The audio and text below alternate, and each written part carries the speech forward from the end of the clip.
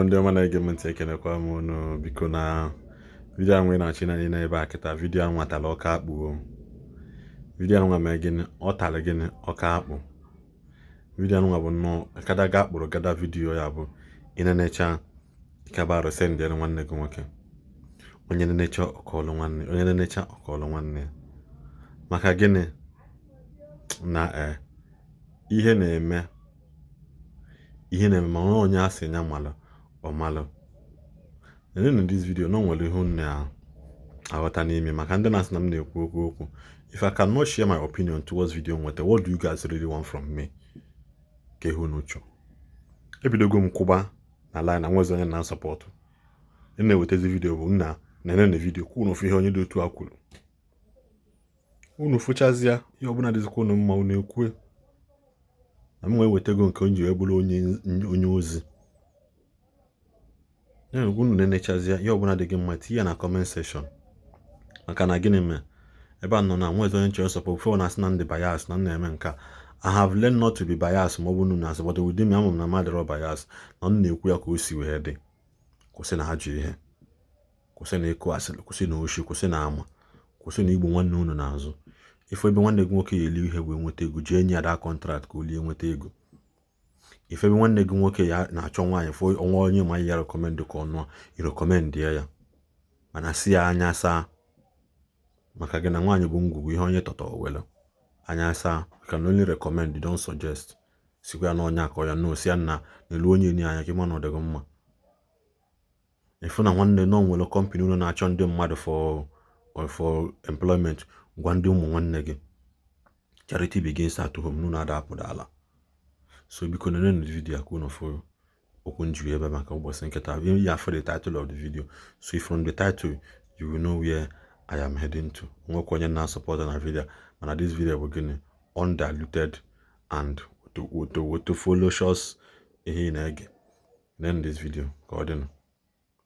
Kedu ihe bụ isi agụgụ ahụ mgbe ya bụ nwanne anyị nwoke bụ Evangelist Ebuka Obi kwuchere okwu o kwuru onye nwa na-echecha abatala onye obodo na-ata anụ abụọ. Ekelekwa nwanne ụtụtụ ọma olee otu ị mere? Udo dị.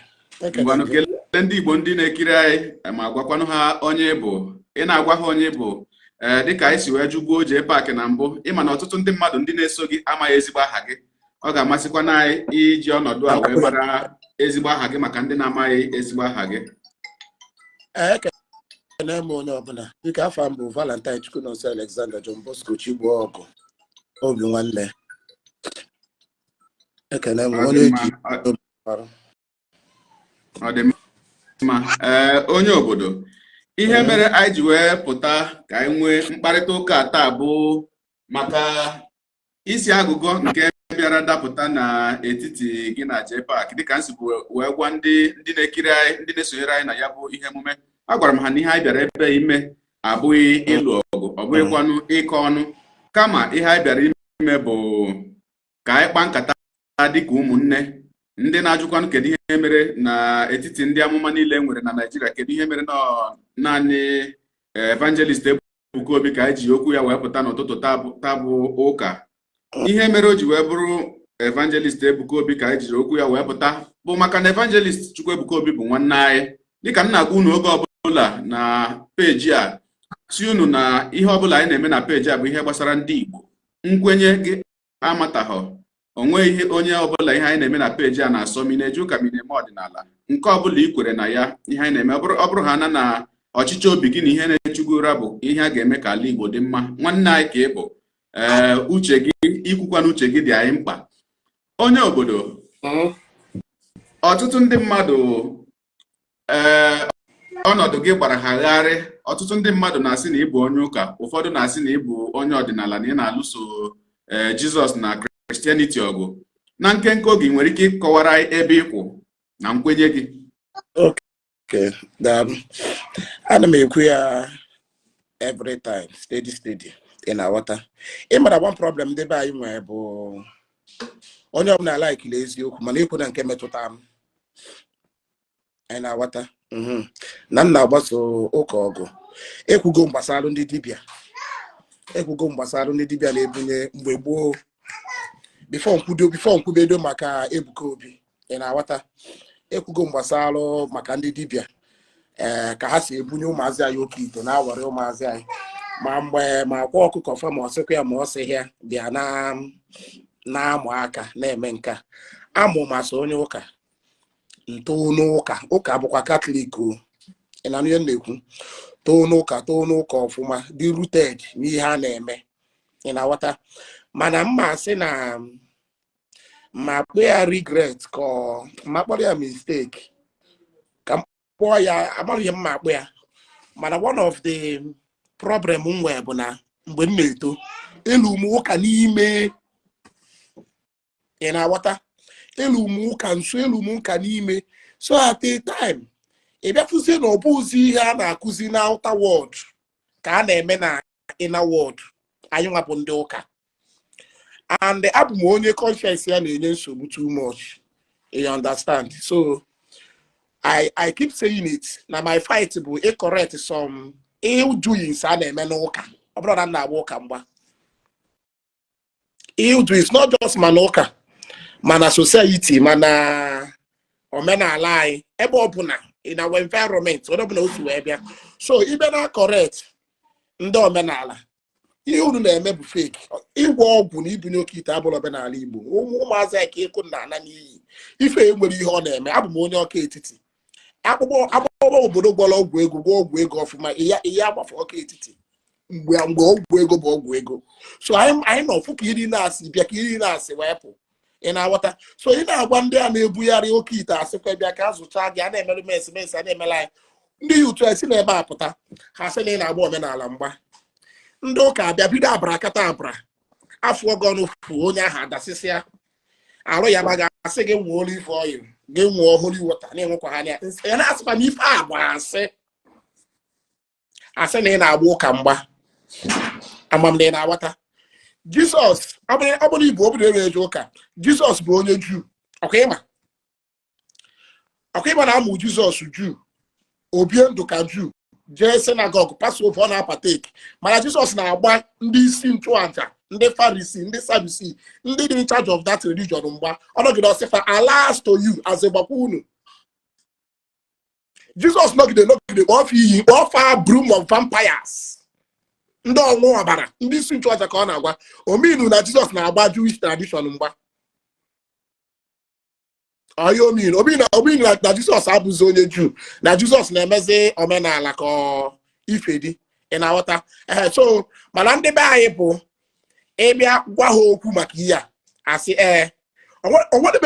nobody can bring out any video any writing any teaching ebe m pụtara na-asị ndị mmadụ jee practice be omenala ma ọ gụrụ mebe nke a ihe m na-ekwu bụ abịa na omenala o nwere nke dị mma ọ bụrụ omenala ndị Igbo niile dị njọ because ha bịa na-epentie na anything omenala dị bad ị na-aghọta na onwe omenala anyị dị good onwe ndị ụka anyị dị good wee sị na ya ka nwa ụka anyị inconcatie ebe na Catholic Church onwe ha na-agbọ inconcating iburu ihe ahụ eji wee mara anyị asị ndị Igbo asị Afrịka anyị ebubata ya n'ụka na ọ bụghị njọ amamne na wata na mana ịbịa accept nke ndị ụka kpọzie nke anyị niile ajọ ọhasị afụgo m ebe Kardinal Nze na aka nzu ifudubere vidio ọ na-aka nzu Kardinal Nze the video the pictures dị online ahụgokwa m ebe nwanne anyị nwoke bụ Fada Ebube Monsọ na ya na Ijele onwe ebe ya na Ijele na-egwu egwu mmọnwụ Ijele aba n'ime dị mmọnwụ and obi dịkwa m ụtọ mgbe m hụrụ ya obi nọ n'ọbụzụ ụka anyị ka bụ onye ụka mana ihe bụ omenala anyị adịghị njọ mana o nwezi ndị iji omenala alụ abrakata abra nwee ndị iji ụka alụ abrakata abra ebe a ka mụ nwa standị so tulukwu eji na-eju ka na-ejesi ụka ike ọkwa ịghọtago but in every religion ọbụla mụ wasịfa humanity over religion first na ọ bụkwa na ị na-eje ụka ịbezi ebe ahịa applies humanity ịdọji ya mana efiasị ndị ụka pụta ịpụta ị na-eme omenala Omenala. I buy apply humanity in Dodge, yeah. I say going back to your root, put a bullion easy, to buy you, among the against here. Ademma, onye obodo. Daalụ maka nke ahụ. Ụmụnna anyị bụ ndị na-ekiri anyị ekiri abụghị na mmadụ ga-eji ọnụ wee gwa gị ọzọ na nkata anyị bịara ịkpa ebe a taa bụ nkata bara ezigbo uru mara onye ọbụla bụ nwa afọ Igbo uru. Arịrịọ narị unu bụ biko ọ bụrụ na ị na-esonye anyị na ya bụ ihe omume nyere anyị aka na-atụsa ya bụ ihe onyonyo tụsaa ya tụbaa ya ebe ọbụla ịma ọgbakọ ọbụla ịma ndị Igbo nọ, ọ bụ na Facebook host watch party, ọ bụ na WhatsApp, ọ bụ na Telegram, ọ bụ na Instagram, ọ bụ na TikTok, ebe ọbụla ịma ndị Igbo nọ ị ga-atụsanwu ozi a tụsara ihe onyonyo a ka o rukwuru ụmụ afọ Igbo niile onye ọbụla na-anụ ọmarịcha asụsụ a mụ na gị na-asụ ka o sonyere anyị maka gịnị ihe anyị bịara ebe a abụghị ịlụ ọgụ abịaghịkwa n'ike ọnụ kama ihe anyị bịara ịkpa bụ nkata ụmụnne.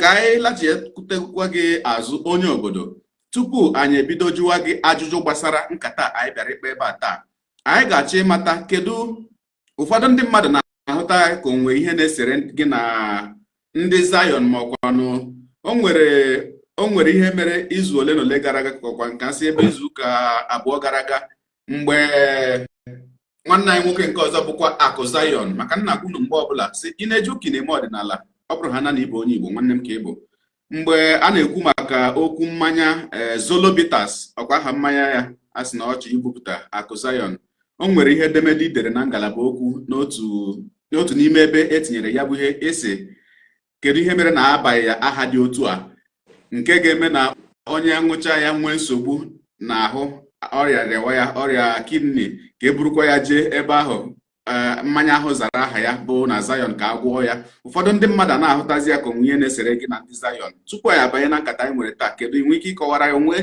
ihe ọbụla na-esere gị na ndị Zion makwa ihe na-esere gị na onye ọbụla n'ime Zion? As far as na mmadụ bụ mmadụ, nwere ihe na-esere m na mmadụ. Onye ọbụla ọsọ ya bụrụ o nwere na-esere m na mmadụ, and abịanụbeghị m kọjaba mmadụ online. Ife na-akọja bụ ife onye ahụ mee ma ọ bụ ife okwu amamne na wata, and ịmara onye ọbụla ada agbasị njọ na onye ọbụla ada adịsị mma, mana ịbịa kwuo ihe ọjọọ onye ahụ mee ndị mmadụ agadi ya aka ikwugodu nke o mee nwere ya tụpụrụ gị ọnụ, o nwere ya ekwu maka ya. Ọ bụghị na follow m ọfụma onwe mgbe m kwuru my top 10 pastors ndị na-eme ite ya nna afọ akpọ m Ebuka Obi afa, o nwere ekwu maka nke ahụ, nwere esi ihe ngwa onye ogbo nwere ekwu ihe mgbe popu kwuru ihe okwu so Ebuka Obi ka mfu ukwu n'okwu baa n'ife adeji m ekwu okwu eji m ya mee vidio na reason niile ndị fada na-enye ndị bishọp na-enye na ọsọ Ebuka bụ ihe kwu na popu na work under pressure, mana ndị fada ekwere achọrọ ikweta n'ihe a bụ pressure ka ọ ghara eme ka onwe na-achị ya ọkụ amamne na wata ikwucha ya. Ndị Zion afọrọ nke ahụ, ndị Zion afọrọ ya, mana ebe sisi tinyechi ife Ebuka Obi kwuru ikwuterie nya ka m ji wee sị gị na ndị be anyị bụ kwube eziokwu mana ikwu na nke metụta m ikwu nke ahụ metụtara onye ahụ ọ bụla ọgụ na mgba, mana mụ ha ọ da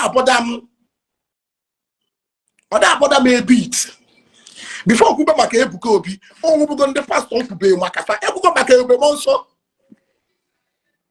I have talked about it before 2020. Mama kwa na ndị Zion apụtago n'iru akwụkwọ mgbe afọ onye a ha si wee nọrọ kịta amamne na wata 2020 ịchọ I will search my own videos ifu ebe m na-agwafa maka ihe gbasara ụka na some men of God na abrakata abraju unu. I have talked about Mbaka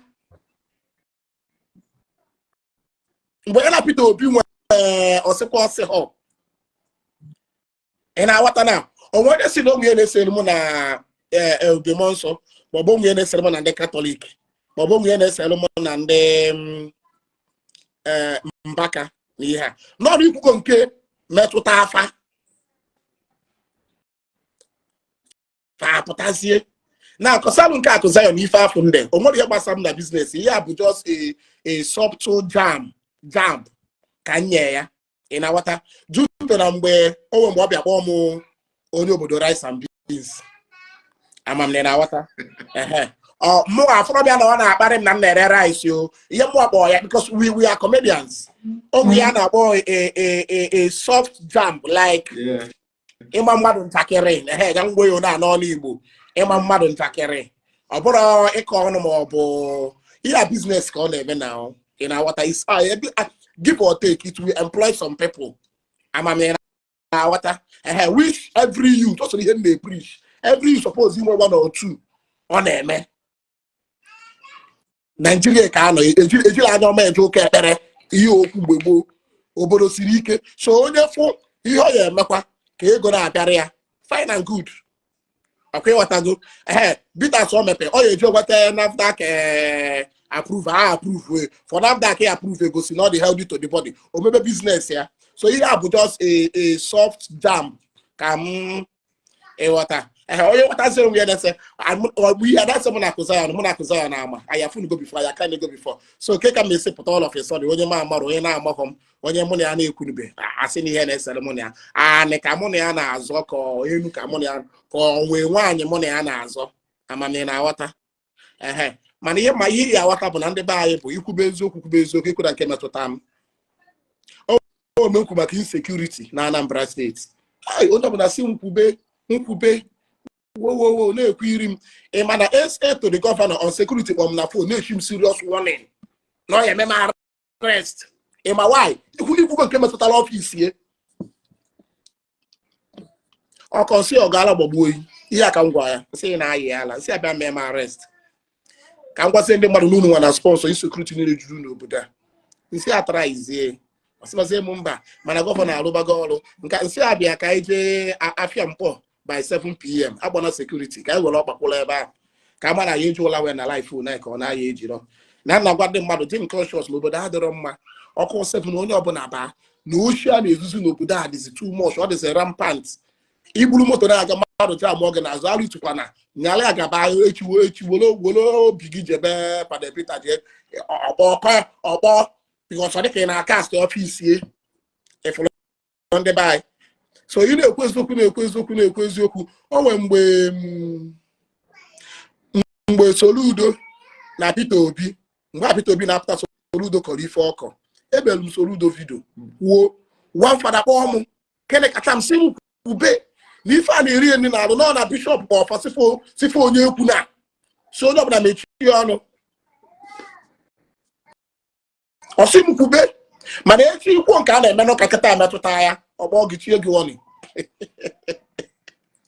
Ademma onye obodo ekelekwa gị ụmụnna anyị bụ ndị na-ekiri anyị ekelekwa m unu niile bụ ndị wepụtara oge unu ịbịa sonyere anyị n'ihe emume a anyị bịara ime mkparịta ụka dị ezigbo mkpa okwu gbara ọkpụrụkpụ nke anyị chọrọ itinye ọnụ na ya n'ụtụtụ a otu ihe nchọkwara ịgbakwunye n'ihe a onye obodo kwuru ugbu a bụ o nwere ụfọdụ oge o nwere ihe anyị na-aghọtahiewe ama m na emotions dị involved maka na ekwute ihe ọbụla gbasara okpukperechi mmadụ ekwute ihe ọbụla gbasara nkwenye mmadụ emotions na-abatakarị na ya mana ọ nwere otu ihe nchọrọ igwu unu n'ihe gbasara ndị isi ụka maka mgbe ọbụla onye isi ụka mere mistake ikwu ha na maka ya ndị na-eso ụzọ ya ndị members ya ga-apụta na-asị gị touch not my anointed and do my prophet no harm.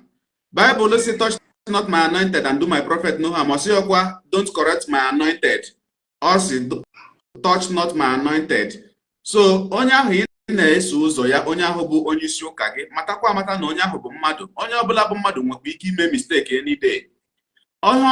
Ihe ọzọ unu kwesịrị ịmata amata bụ mgbe ị hụrụ ebe mmadụ mere mistake kwupụta ya ikwupụtara ya ka a correct ya dị mistake ọ bụghị maka na ihe etiri onye ahụ maka ma ị na-ekpọrọ onye ahụ asị ka ndị ofu ihe maatụ ewekwadịwe ihe mere ya otego nkwubeli ya and ọbụla ifeta that in Nigeria we worship our men of God, not God. Ekwugomene nwere any fucking single Christian as far as I'm concerned. Ewike nwe ma na funu bem ade 100 na-eme na ha na-eje ụka rulo otu akpọ ya true Christian. Christian abụrụ title. Christian bụ ihe onye menwu ndụ onye na-ebi. Ogbe made this video. That was 2018 or 2019 thereabout. Ka ngwa afana Christianity ekwesịrị ịbụ a noun afa na-aza no a verb kisi eme omume because no can be as eme omume na Antioch ụmụazụ ka esi negide ha anya wee kpọfa Christ like na ndị a na-eme ka Christ asụ na ndị a na-eche maọbụ na ndị a na-edress na ha na-eme omume ka Christ. So Christianity is attitude. So when you come and talk about man of God, have you with their insults? Nothing but to confirm your assertion. Mugu, Onyala, not everybody is only a Christian. You will soon perish. You will soon die. You will only a Christian. If we don't worship God, and this is why it's a massive movement from Christianity to going back to our roots. Because nobody is seeing it. Nobody is living it. Nobody is exhibiting it. Jesus Christ, may Jesus akaje. Why your a whole Jesus, mpa. Why your who the fuck is Ebuka Obi? Mba, mba. Onye obodo biko use n'udokwu ahụ ebe a biko Jesus. N'udokwu ahụ ebe a biko. Jesus agbalagba. Chukwu gbadata eme ya akaje gbaa ya ọtọ gbuo ya as a common debt. Go read your Bible. O nwee basị. Abụmọnụ ya adịrị onye ahụ akpọgide n'elu obe. Not just na egwu Jesus, egwu ya in a very common way. Because it's he who is crucified on the cross. No full cross like Jesus. Careful the humiliation and Jesus. Say potassium she there maka your daddy G.O. Jesus Ropota. Na fa ku wu get here so let's can say again. Eto no ka to no ka. Ba o ka ime. At the time potaganti obele can fear father. But abom mmadụ maybe the maka ndị ọzọ na-eme ma maybe ya maka ndị ọzọ na-eme ị na-efu na out of all the content creators ọ dị ka enwe ọ dị ka ọsọ mụnwa na-ekwu ịma why onye ọbụla nwere ka esi wee kwado rie ọnọdụ ya a na-eme maka ndị ọzọ mee. I live with my conscience. Nlalụcha ụlọ tete mụ na my conscience anọrụ amaghị na m ọ bụrụ na m live be under peer pressure so let's before God and man nọrọ ebe a taa ma I will not be. About any good level, do any good, do you buy no to, do I can have way to how many day, Madonna? Ndi Igbo no just upon any half of body good no better. I wish any good never. I didn't have my circle, I na call a meko. When I call a put name, no chance. Soon it maybe. Only one that makes say for say, only higher. Ọ bụrụ na mama ndị na-ese mana adama na ebe a na-ese mana ihe abụ ihe nche ime ihe abụ ihe amaachọ ime otego nwere my own will power so I don't bow down to any man. Say you be a man of God not Chukwu gị fine na ọlụ onwe gị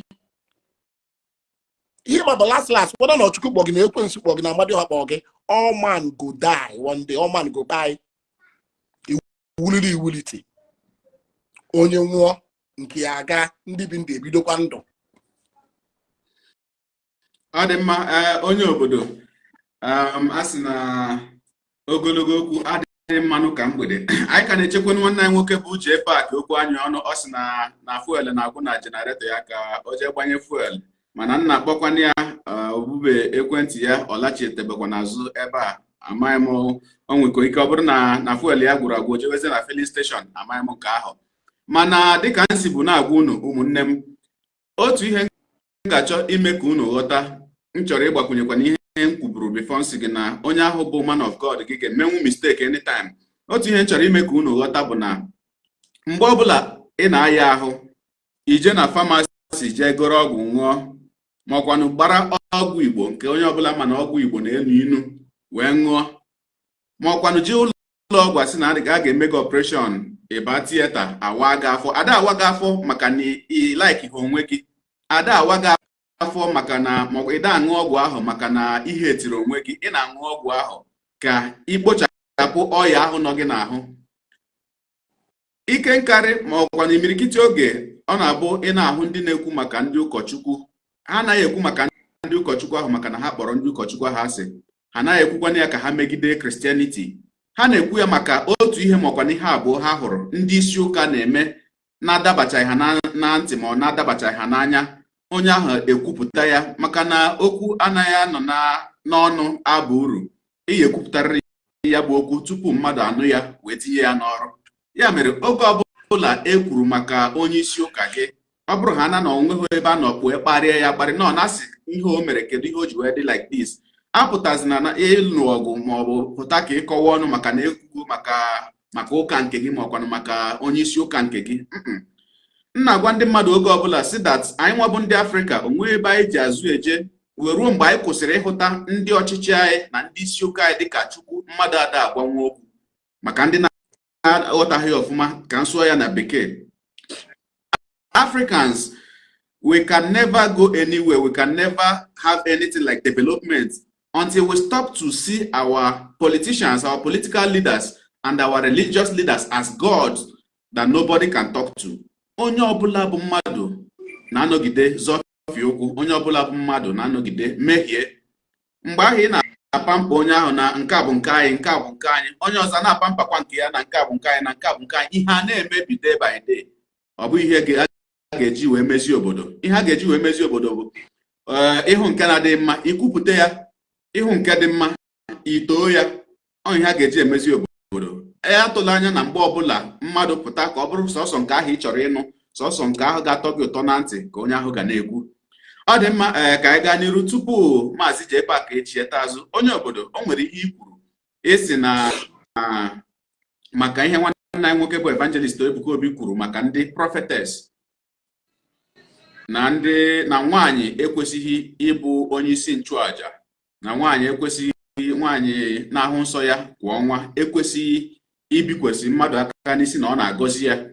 Na ajụjụ m nwere ịjụ gị bụ ịbịazi sị na Evangelist Ebuka Obi n'onwe dịka onye amụma ekwesịghị ịbụ onye isi nchụaja ma ọkwanụ ịbụ onye na-ahazi ebe ịchụ aja nke ama dịka altar, na ọ bụghị ọrụ ya dịka onye amụma. Kọwaa keneke iji maka ya wee kwuo ụdị okwu dị otu a.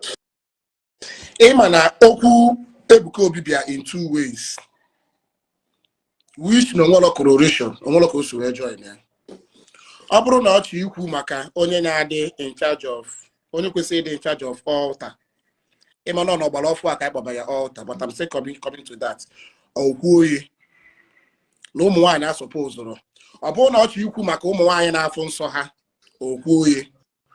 Mana ọ ya asịrị na nwaanyị anya bụla prophetess because na ọ na-afụ nsọ ya.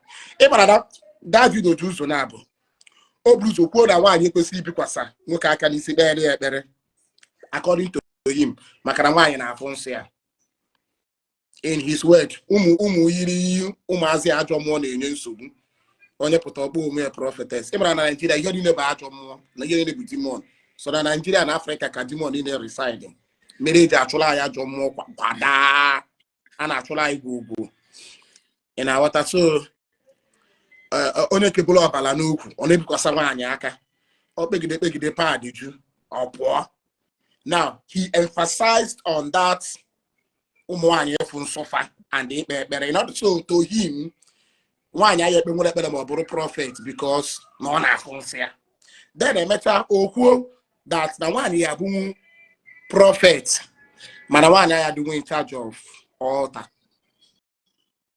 Ọ ka na-ekwu maka ụmụ nwaanyị. Now the question now lies, ka onye kwesịrị ịdị in charge of altar. Now let me take you back as of the old, because he had to discuss about Christianity, so we'll be making Bible references. I'm what now? By no school on a thesis more project either reference every what your information. Now, as of the old, and one nothing like evangelist, bishop, daddy GO, general overseer. If I were there, prophets, apostles, and priests, then I just Chineke Madeta, prophets, apostles, and priests in our now. Who are the prophets? The prophet is the mouthpiece of God. Onye Chineke ji ezi ndị mmadụ ozi. Ị na-aghọta now? Jee gwarụ m ndị a, jee gwarụ m onye a, jee gwarụ m onye a. Chineke select go some people ndị ọ ya na-ezi ozi ka ha wee jezie. That's why when a prophet wants to speak, he speak authoritatively, because why okwu ọ na-ekwu abụrụ okwu eziye. That's why when you come to the Bible, if ever most prophets ever high and say, I the Lord, mono go prophet Isaiah na-ekwu mụ abụ Chineke welu ndụ mmụọ iyi ọ na-represent you call mouthpiece. Now a prophet adịghị ife ọchọ. Ihe prophet na-ekwu bụ ife Chineke si akwuo eti na-eti ewepụ na ewepụ, and ọ bụrụ okwu gị. Ama na wata now. After mgbe jee park bịa na-asị na prophecy na ihe o ji like Ebuka Obi bụ na prophecy Ebuka Obi nye ya bịa na mbazu. Ọ bụrụ Ebuka Obi nye gị prophecy, ọ bụrụ okwu Ebuka Obi. And ofu agbasa asị gị ga-ewerukwa na otuto dịrị m nye mmadụ. Chineke na-ekwu. A prophet banye gị a prophecy. Ihe a bụ ife asị akwuo. And let me shock you one thing about being a prophet and prophecy. Sometimes ihe ndị a ha na-ekwu, ha gbọrọ onwe fa aghọta adịa. They don't understand it. I will give you a biblical example. John the Baptist was a prophet before Jesus Christ. Under the name of the baptism, preach. Ndị mmadụ ajụọ ya ọngụwa bụ the Messiah. Ọ sị mba na onye na-abịanụ na nye nwee elu udo oge ịtọ ya akpụkpọ ụkwụ ya fọdụzie. John the Baptist speaking. Lo and behold, Jesus bịa. Ọ nara ebe a mee baptism. Dove esi n'elu gbanata, onu esi n'elu bịa. Ihe a bụ nwa m mfụ n'anya. John the Baptist was there. Hell, the same John the Baptist bịa nwee mata with Herod kpọchie na prison. John the Baptist kpọọ maazị asị abịanụ, gaa jugodu na Jesus. Are you the Messiah? Ka anyị chebe onye ọzọ. Ihe a bụ onye kwu n'onye a. Na onye a bụ kacha turn kwa gaa jụgbakwa. So now that gas to show you na mgbe ahụ ọ na-ekwu those things n'ime ọzara ebe ọ na-eme baptism. Na ndị nwa ghọta ihe ọ na-ekwu nke o ji wee bụrụ mmadụ. So sometimes a prophet don't even understand ihe nyawa kwu. O we go kucha ya, or very good imi ite si akawa go di ya. Nyawa cannot even cover shit because why? Or we kowa ya. Man a prophet nye enter prophet no land na kowa aluge ya. Even that prophet, I see them as fake. I wonder how man ama. Man ha kucha afugo mo onye anugo bito onye agwu ma. Agwu. Agwu omekai koba mgbe onye nweta onwe ya jụbazie ihe ikwu ọ na-ene gị si that's good onye wakwuye. Now this prophets, example of prophets, Elijah them, Elisha them, Isaac them. Now ebe we carry prophets more bụ na Old Testament. Ebe na New Testament, Jesus was the last prophet recorded. I don't think after Jesus, there were any other prophets. Because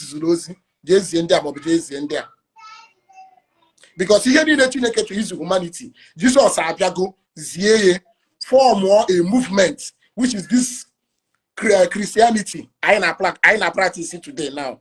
And I want to you now. These are the prophets. Then there were apostles.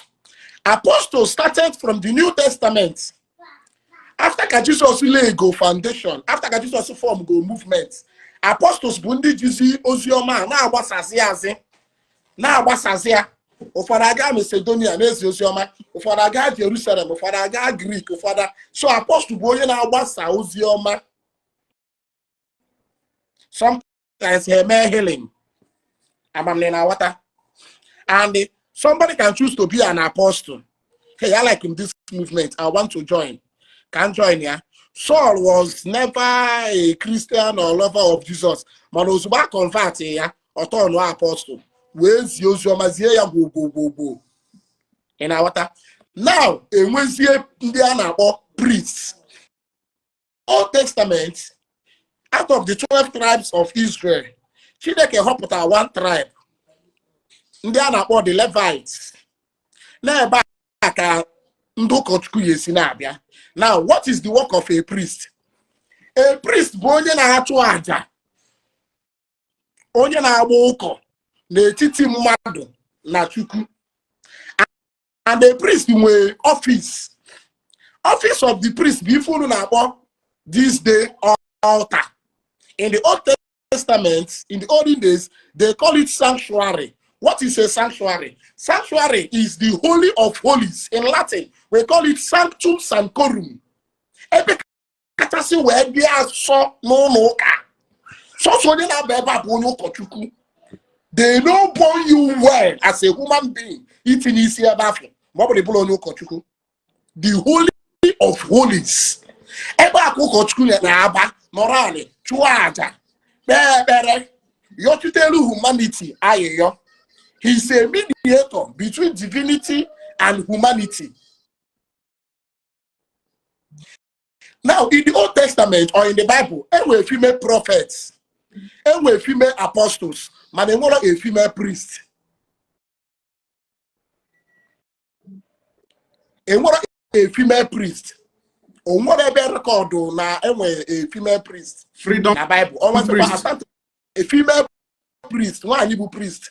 Why not? Okay, female. Female. I stand to be corrected too. Now, Ndi kwesịrị in charge of the altar and sanctuary are the priests. Now, Ebuka Obi no onwe nsị ụmụ nwaanyị aya abalọ. I had the one in charge of sanctuary. All the rights. But I don't want to know where Ebuka get in charge of sanctuary because he's a prophet and an apostle. He's not a priest.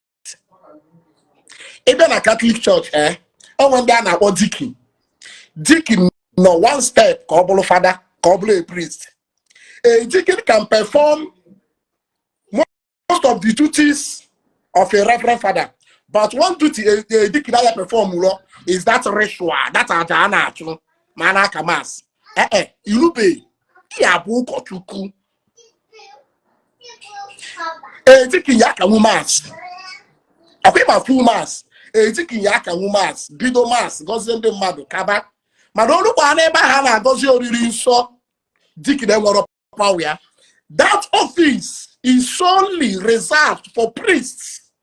Only in charge of the sanctuary, only in charge of tabernacle, only in charge of the altar. Now, Ebuka Obi is he a priest, a prophet, or an apostle?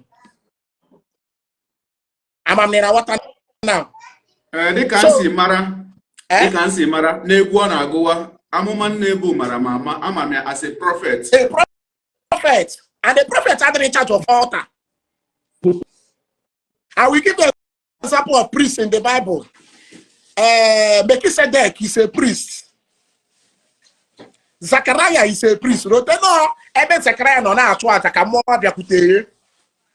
Where's ye yozi? Now, ozi momazi abokwa jezi erimunde a. A priest is different from prophet. Prophet bonya na say, je gwarumunde a. Je gwarumunde a. Ne ife ye menechi kuo Sunday, I made if I am on Tuesday, I but a priest,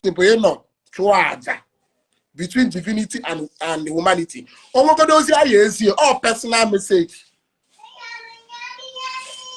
So it's now boiled down to the equation. In charge of the altar. And the Ebuka from all indication now align no way to Catholic, young Ebuka Catholic. That's why most of these Pentecostals, ada agozi oriri, had a medal ritual. Most of them, follow the message by Iwaji. Catholic Church we tradition, how we culture. On Valentine 14 now, to the Ash Wednesday. You understand? Ash Wednesday is the beginning of Lenten season. It lasted for 40 days. After that 40 days of Easter, the last week of that 40 days, we had a Holy Week. The last 3 days, That's Holy Week in Dimitri. Before the Catholic about 3 June. Waja, you're welcome. Eziokwu bụ ndụ waja ekelekwa gị ezi nwa afọ Igbo. Maazị Ude Livinus Ifeanyi Chukwu prọfesọ ekelekwa gị ka anyị nụtọpụ ihe obodo na-ekwu ka anyị bịakwute unu. Bụ ihe ndị Catholic na-akpọ 3 June. Now, if you na-enwe many rituals ha na-eme, because you cannot talk about religion without ritual. Every religion nwere ritual. Nwe onye na-perform ya. Catholic Church nwere ya. Hinduism, Hinduism nwere ya. Ndị China nwere nke ha. Ndị omenala nwere nke ha. Ebe na omenala akọgide o nwere ebe ọ ya agbacha ịba. Asị gị na ọ bụrụ na ịbụlọ mgbanwe na ya abalị ya. Ka eji mee some ritual. Adabe ebe ha na-eme ritual. Nwe onye dị nchaji ya a na-akpọ onye isi nchụaja. Na ịbala ebe a dozi imi na ngụ anyị emekwa ụmụ onye ọ dị n'aka. Amamne na water. Now, Ebuka Obi bịa na-eme the emphasis no ụmụ nwaanyị kwesịrị in charge of altar maka na ha na fluency order ya. He can say, yes, no ụmụ nwaanyị supposed to be in charge of the altar. Why? He never Bible references. Ndị ụka ka ịbụ. Ọ bụrụ na science, he prove scientifically. Ọ bụrụ na law, he say let me prove it beyond reasonable doubt. In your Bible references, not bringing in their monthly flow as a reason, or the very, very downgrading to a warm wine, or the very, very downgrading in a bath for mention there, and it was in the public of Igbo Madu. Oh, Ndi was not okwu. Especially when on the public of Igbo mmadụ. In other words, pad asị ho. Ọbara asị ho. Nke asị ho. And I cause brief him na church. So that's my stand. Adịmma onye obodo. Eziokwu bụ ndị waja kene ndị Igbo na-ege anyị ntị ma gwanụ ha onye bụ. Okay, I think my brother no know Muzo, but I think Ude Livinus ewekwana biko prọfesọ kene ndị na-ege anyị ntị bụ ndị Igbo gwana anyị onye bụ.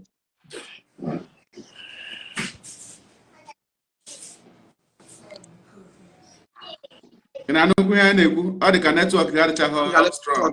Problem.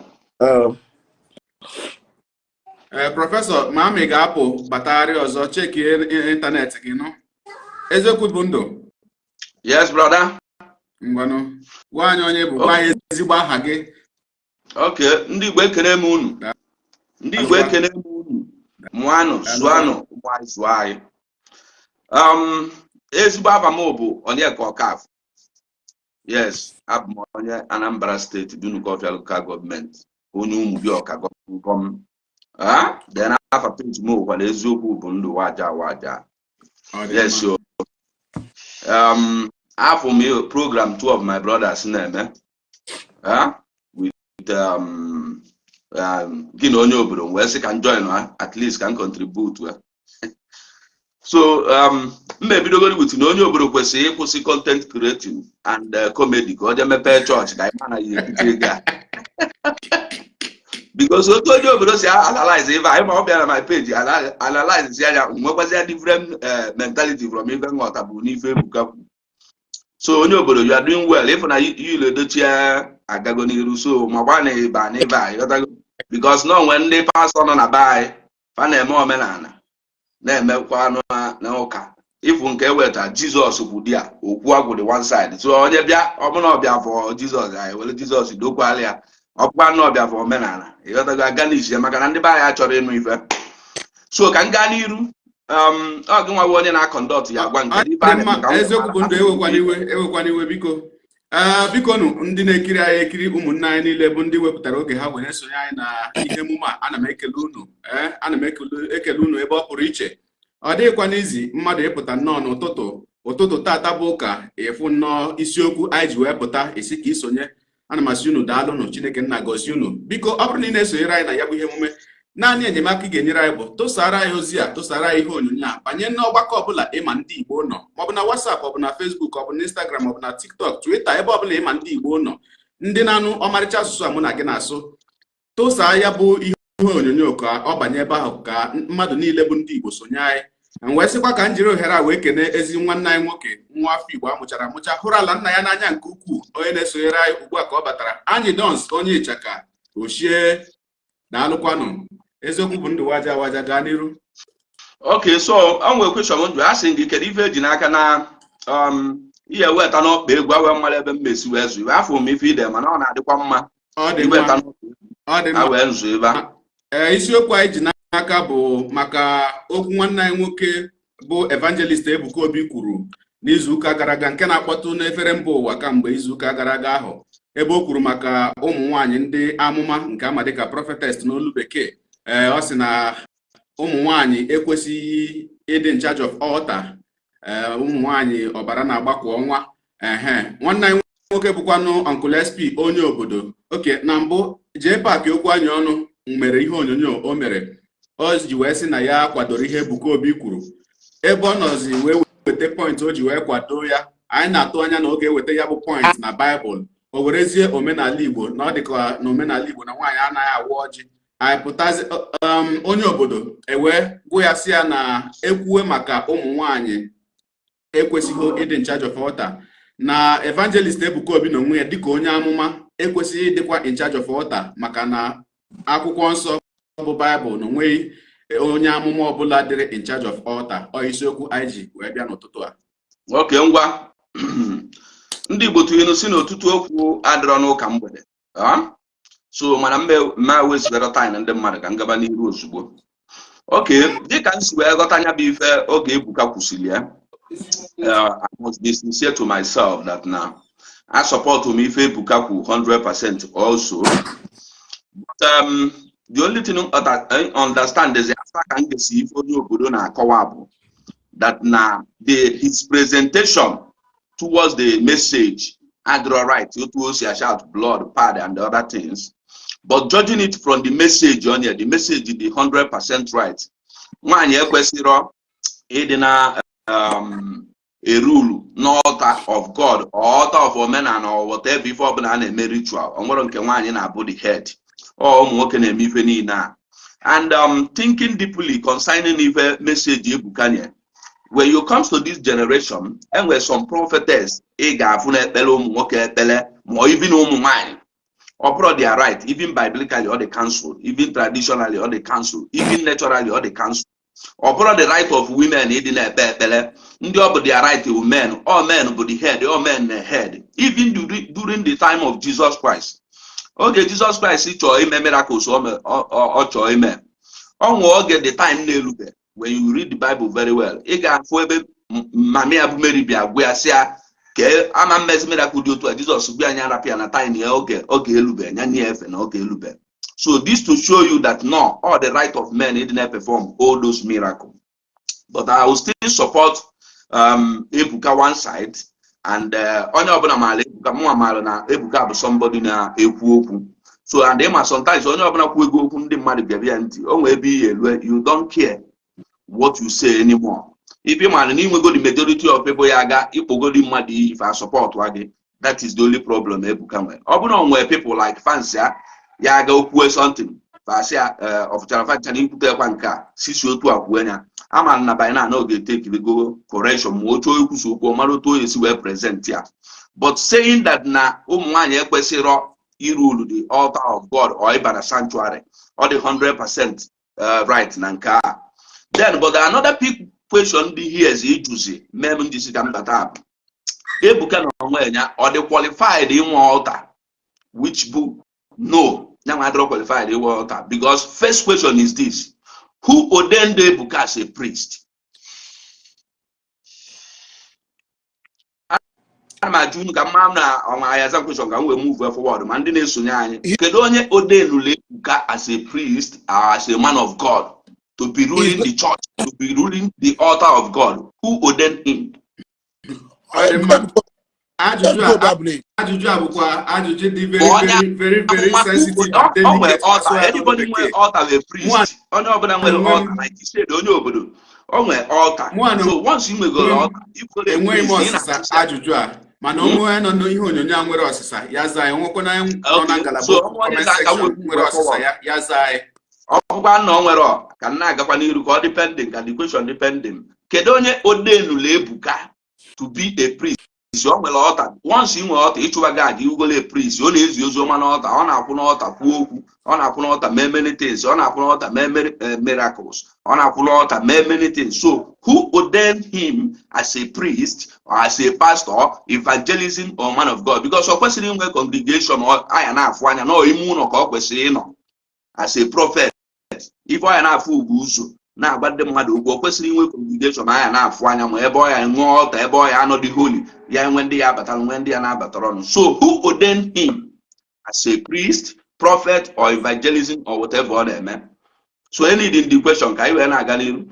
So ine anya na ya ifu na a lot of men of God na Ndi Igbo enweghị ekpe ọfa. They call themselves, buru Bible, because na Bible will the easiest thing ihe eji n'aka ị na-agwa onye Igbo okwu or reduce brain onye Igbo to 0% because of getting our people loves God so much. So in anya na by na a lot of women aptago na-eme prophetess, a lot of men aptago na-eme prophet by deceiving our people. And these people, when you call them and ask them question, kedu onye kpọrọ unu n'ọlụ a fasino chukwu kpọva, kedu ife chukwu kpọọ ka ịlụ a, ọ ịdị na ndị mmadụ tight, ịdị na-ele live oil, ịdị na-ele anointing oil, ịdị na first fruit, ịdị na seed and other offering. Ọnya bụ ife Chineke nna kpọọ unu. Kedu ife unu na-alụ asị ndị Igbo kpọrọ unu prophet and prophetess na-ebu amụma asị arịnchi akwụ onye nwe ọya ekwesịghị ịgwọ ama ngwọzi ya, kedu ife bụ ọlụfa? So these are the questions I need ịdị na-ajụ ndị a. So na ọnya bụ ife dịsị ka mbata ka m ntichigodo obere okwu n'ife alụ na-ekwu concerning ife Ebuka na-ekwu na some women are not qualified it na rule the altar of God or it na sanctuary, which is the 100% right. Now I when I Ebuka the qualified even the sanctuary or in sanctuary or in altar or rule altar because not ordained by anybody. So I'm going to go and non come when I check. Ọdịmma Maazị Eziokwu bụ ndụ waja ekelekwa gị. Maazị Ude Livinus Ifeanyị, ọ dị ka netwọk ga-adịla mma ugbu a.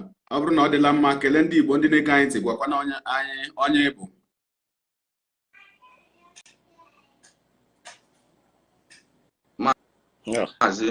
Network. Ya bụ netwọk adịbekwa mma.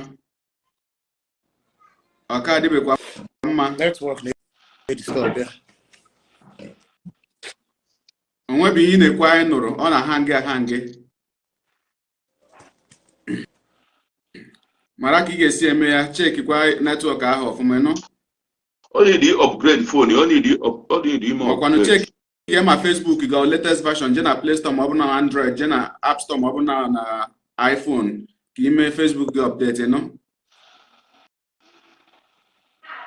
Ana ị na-ekwu. Onye obodo. Amaghị m ka o nwere ịsa n'ihe a Eziokwu bụ ndụ waja kwuru. Ọ sị kedu onye mere Ebuka Obi Ordained? Mgbe before bata ekwu m ebe a that Ebuka Obi na-akpọ onwe onye amụma, which is prophet, and the prophet are in charge of the altar. Amamne na wata akọwa m ife bụ altar. Mgbe gboo before Vatican II ọ na-eme akagido ka olu ebe ahụ a na-agọzi oriri, ebe ahụ a na-achụ aja. Ị na-aghọta? Ụtụtụ ọma no. Josh nwanyị ọma. Yes sir. No, you're welcome. Olu mgbe ahụ na ụkọ. Onye obodo good morning na ọnụ ya. I greet you nne. Ka maka nwa ọfụ. Olu ebe ahụ a na-achụ aja ụkọchukwu ya aba n'ime sọọsọ ya ma ọ nọcha mecha ọpụta. Okay, watago. A na-akpọ ya Holy of Holies. Ebe kachachasị wee dị asọ ma abịa n'ụlọ ụka bụ that sanctuary. onye ọbụla onye na-aba ebe afọ because ebe afọ ka a na-achụ aja ebe kịta na onwe ife iche ịyọ Chukwu onwe mgbe na-eme na Katọlik ka ịbịa nwetacha prayer petition unu abịa fada abịa ọkpa ya ọkụ buru eje kpee ekpere ihe niile a onye ụkọ onye na-agba ụkọ n'etiti mmadụ na Chukwu ọ na-ayọchite elu mmadụ ayịyọ ọ nọ in between humanity and divinity and ebe ọ na-eme ebe a na-akpọ sanctuary and before you mee ihe abụ a priest onye nchụaja abịa n'ọnụ Igbo a priest bụ onye nchụaja then onye dịzi in charge of ebe a kpụzi ya onye isi nchụaja so ọ bụrụ na ị bụrụ onye nchụaja o nwere ihe gbasara gị gbasara na ịbịa sị eziokwu bụ ndụ waja ewekwana iwe ka m wepụ gị ka m wegotakwa onye ọzọ anyị na-ejekwa aka ya ewebatakwa gị Okay, anọ m ya ngwa tinye another person. mana ọbịa nyebe excuse na ụmụ nwaanyị nọ maka na ha na-afụ nsọ all a nonsense excuse. In other words, so nwaanyị ruo menopause ya ga-echụba na aja maka nwaanyị nọ menopause adaza afụ nsọ ya. So nwaanyị ruo ihe dịka ebe 70 years so ya bazie na sanctuary ikpe akọrọ sị na adaza afụ nsọ, which is true. Ona my mother na keta so my mother ya banguzi na sanctuary or my daughter n'elu bolo oge ịfụ nsọ ya, so ya bara sanctuary je ekpebe ekpere. So if you have a very nonsensical excuse na-enwede any biblical backup with excuse on there. So I can just say now for the correlation between if on our chiku na excuse on there. Now why I suppose they in charge of all time on our phone, so I don't understand. When we are in the Bible, can why in our phones here? Yeah, mesenanka. Mobi am bebenka. Please, can I say something? Okay. Okay. Ibucha good morning. Good morning. I actually watched that video. I am not against anybody. I am not against any pastor. But Muamana Abromonye pastor, Abromonye miracle, and I'm the last person you come and use miracle to trigger. I'm a born Catholic, fine. But then when Choriku good afternoon. When I watched that particular video on Instagram, I was like taken aback. Because in this life, I know that God can actually use anybody. God can actually use anybody, but not in the context of Nigeria. Because here, of a fact, I came to know that he was a Catholic recently. Because I came to know that. I thought he was just as in all this kind of Pentecostal this thing. Now, if you come to Catholic as a Catholic, the charismatic name job. And I believe he may be part of that charismatic part of that. Before Mother ministry inside Catholic or charismatic this thing. So for him to come up and say, Onye obuna na funsoya ekwesiro ifo bunwani ekwesiri altar. Now he's going back to the Old Testament. If he's going back to the Old Testament, which is that anaga during Sabbatarian period, after their menstruation, they don't go to Sabbath. They are supposed to be at home, stay away for 7 days until they finish seeing their period. Now, what is the value of that New Testament that says all things have passed away? Now, new things are. So in a way, you understand? So in a way, you are trying to tell God that he doesn't know what he's doing. So all those old things have not passed away. Because I think New Testament came to like override some of the things that the Old Testament is saying. Which is that if they follow Jesus now be come on, you understand? So which why in that sense for you to say that that means if you should do that, now that means women should not also be going to church when they are menstruating. Yes. One question. One question in the ka were ohere anabata ezi nwanne anyị nwoke nwafọ Igbo amụchara amụcha olu na-agụ egwu nwafọ ndị Igbo ji eme ọnụ anyị dance onye ịchaka ochie ezi nwamba anọ anyị na-anabata gị n'ọgbakọ a. So my question about the banda no here, man. I done. It's really a pleasure for me to be on this live with you for the very first time. As in, you're one of my crush, don't be crush as in husband crush. Nello Josh, why not na dio never crush? Yes, now. Oh, why not? I didn't tell you. I dey crush, I beg. I know, good morning, sir. Jide kwa phone onye obodo nọkwa here.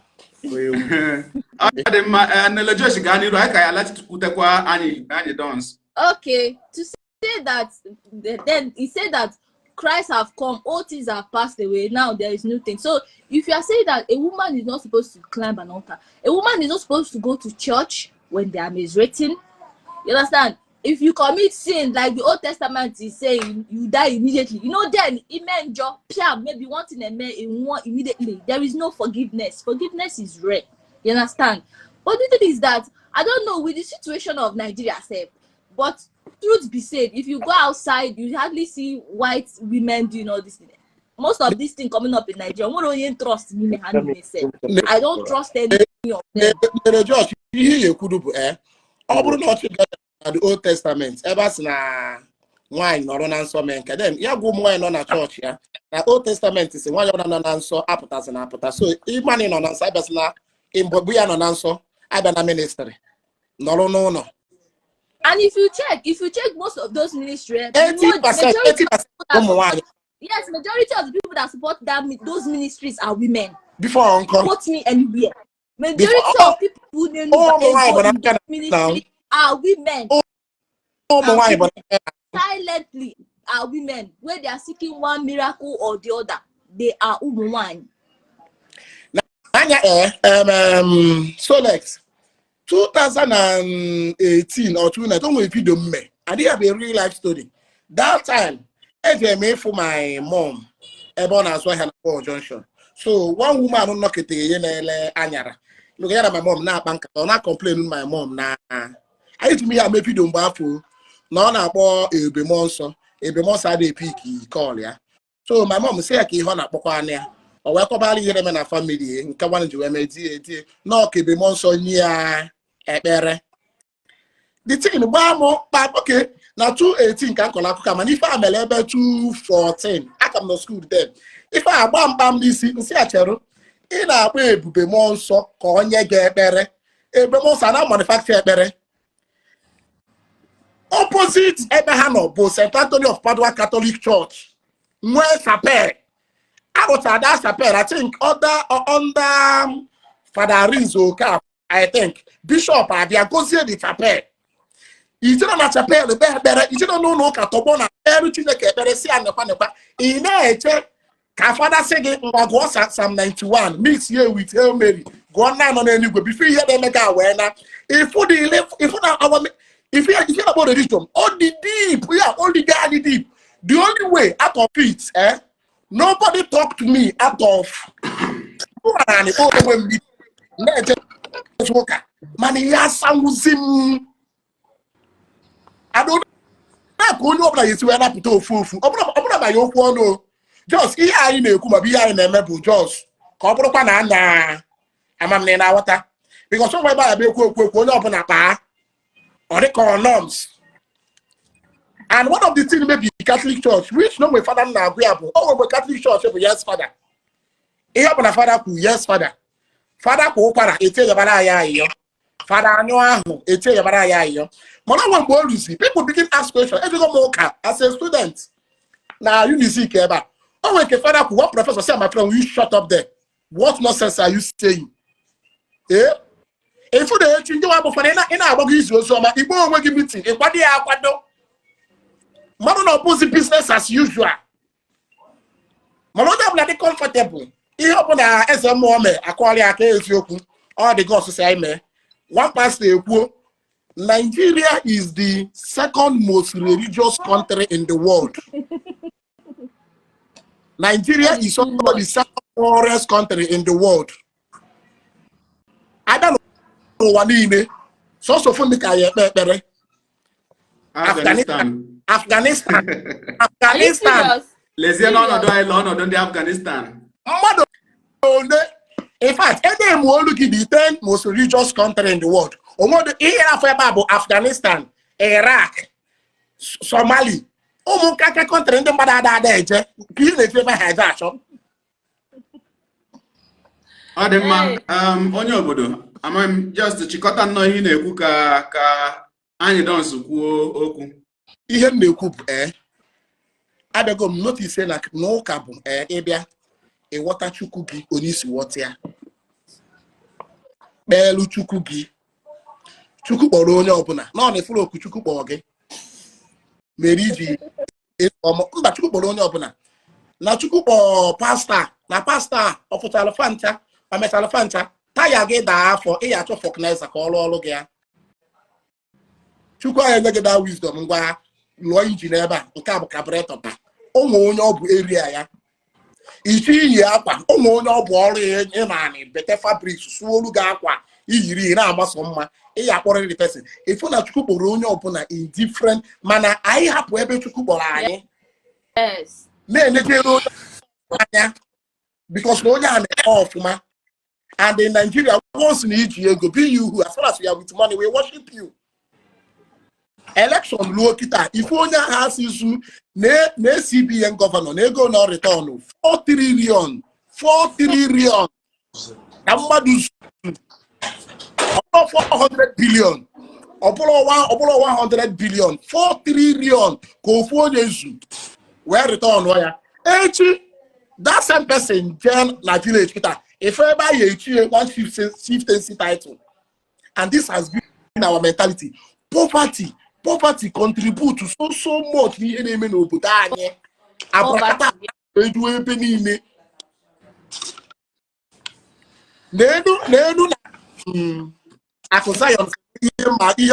running up. Zion say we him join in the Zion. Kenya Lumaka. When you are how many we madone? Ya do proud na how 10 million na account for na the whole of Zion. Oga pay 80%, pay 90%. If you be a aka, no more obodo obodo. Ndị join ya gị ka I wee nyalụ m aka. Oga ngosi gị gba agụ na agụ mgbe ndị dire enyemaka ngosi gị gba agụ na agụ m. Onye obodo butuo. Adị mma onye obodo ị ga-echerebego dị ebe a. Anyị dons onye Ịchaka osie ezi nwamba anọ. Biko kene ndị Igbo na-ege anyị ntị gwa ha ezigbo aha gị ma gwa anyị uche gị n'isiokwu anyị ji n'aka. Aka mbụ anyị nọ na Ịchaka nke m na maka simike. Onye ga ije iwu ọchị n'aka ka aka sie ike. Egwu ka nne ntị nwekwa ya ọzọ nna-eme were kene ọra na eze nọ n'ebe a na-ege anyị ntị ọkwa na-enwe ụmụazụ site n'iru akwụkwọ apụọ ọkwa na-egbagota na eji na-ekwu na ụmụazụ n'uche maka na ọnụ uche ga-agbagota ha okwu a na-ekwu n'ụtụtụ a nwere ike imere affect gasa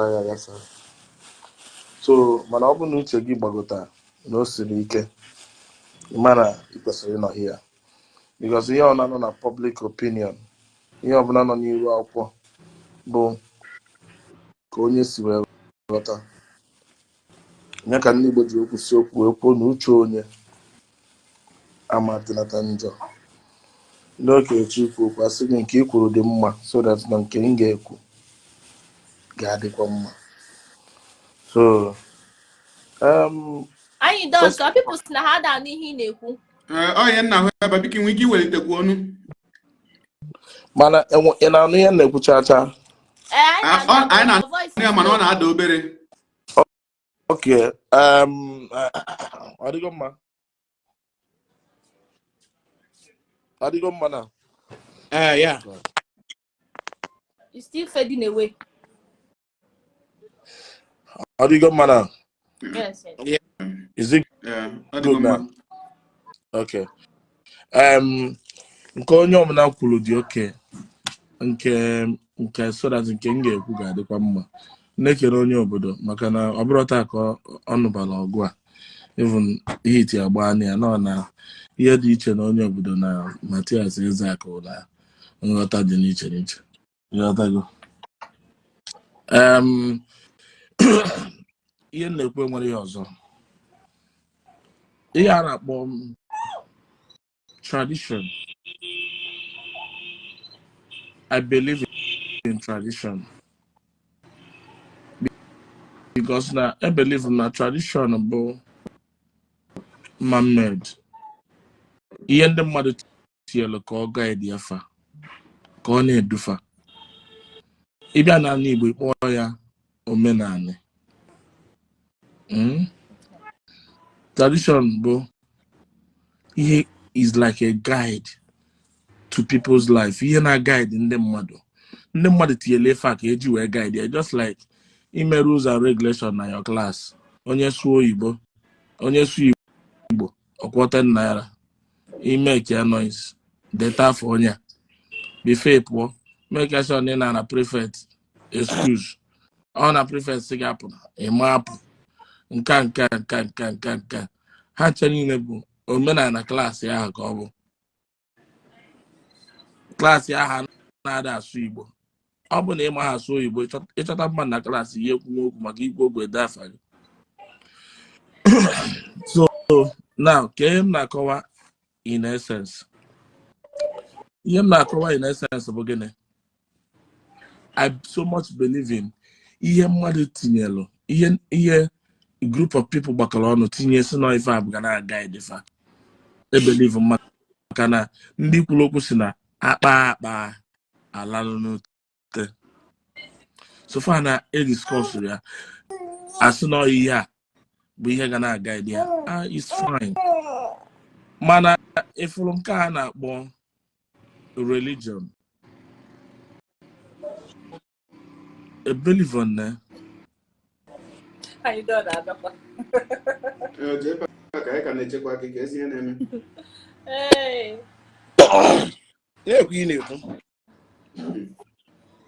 You gotta go. Mother say, I don't. You say tradition. Okay. Oh, you also gonna serve the agwu. So yeah, about religion. I believe on a personal note, not on a general note. Because I'm my work that now. And when some things about depersonalized. Yeah. Kisi what if na ihe kwenye ya, nwe ike ọma bụ ihe kwenye ya. Onwe ike ọma bụ ihe mma ghọtara. Now, so what am I saying in essence? I believe in this no religion because more when another understanding towards this thing. Bam. Iyotago. Mi na-eme nke ụka o mi na-eme nke omenala o na-eme nke ị na-eme nke religion nke omenala na ọdịnala na ụmụ nke nya dele gị ka isi wee ghọta.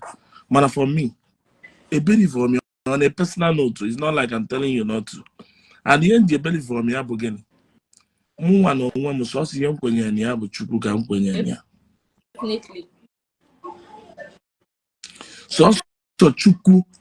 Because na mụ abụ mmadụ kwenyere na enwelu onye kele anyị n'ụwa anyị nọ n'ime na ọnọkọta ọpụta na enwe Chukwu kelee ka anyị nwa wee tinye anyị n'ime. Are you getting it? So ihe abụ ihe m kwenyere and onye a ka ndị answerable to any other thing. That since we were this knowledge, let me tell you, since we were amamihe a when water this water now. If that na ndị chọpụta that na ihe na-agbakasị m alụ all these years kwụsịrị ịgbakasị m alụ. Ị mara ozugbo m nwere na nkwenye n'efe a nkwụsị ịfụ mmadụ as a source of help to connect me to God. Nkwụsị ịfụ Bible as the only way that would tell me the heart of God. This knowledge gabo non-joker I went another blessing from God.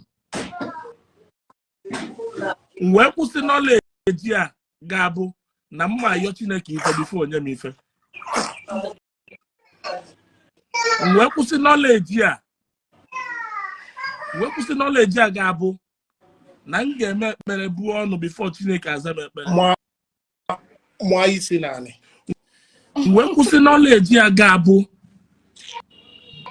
that na m ga-adị 100% holy before m bịakwute nna m.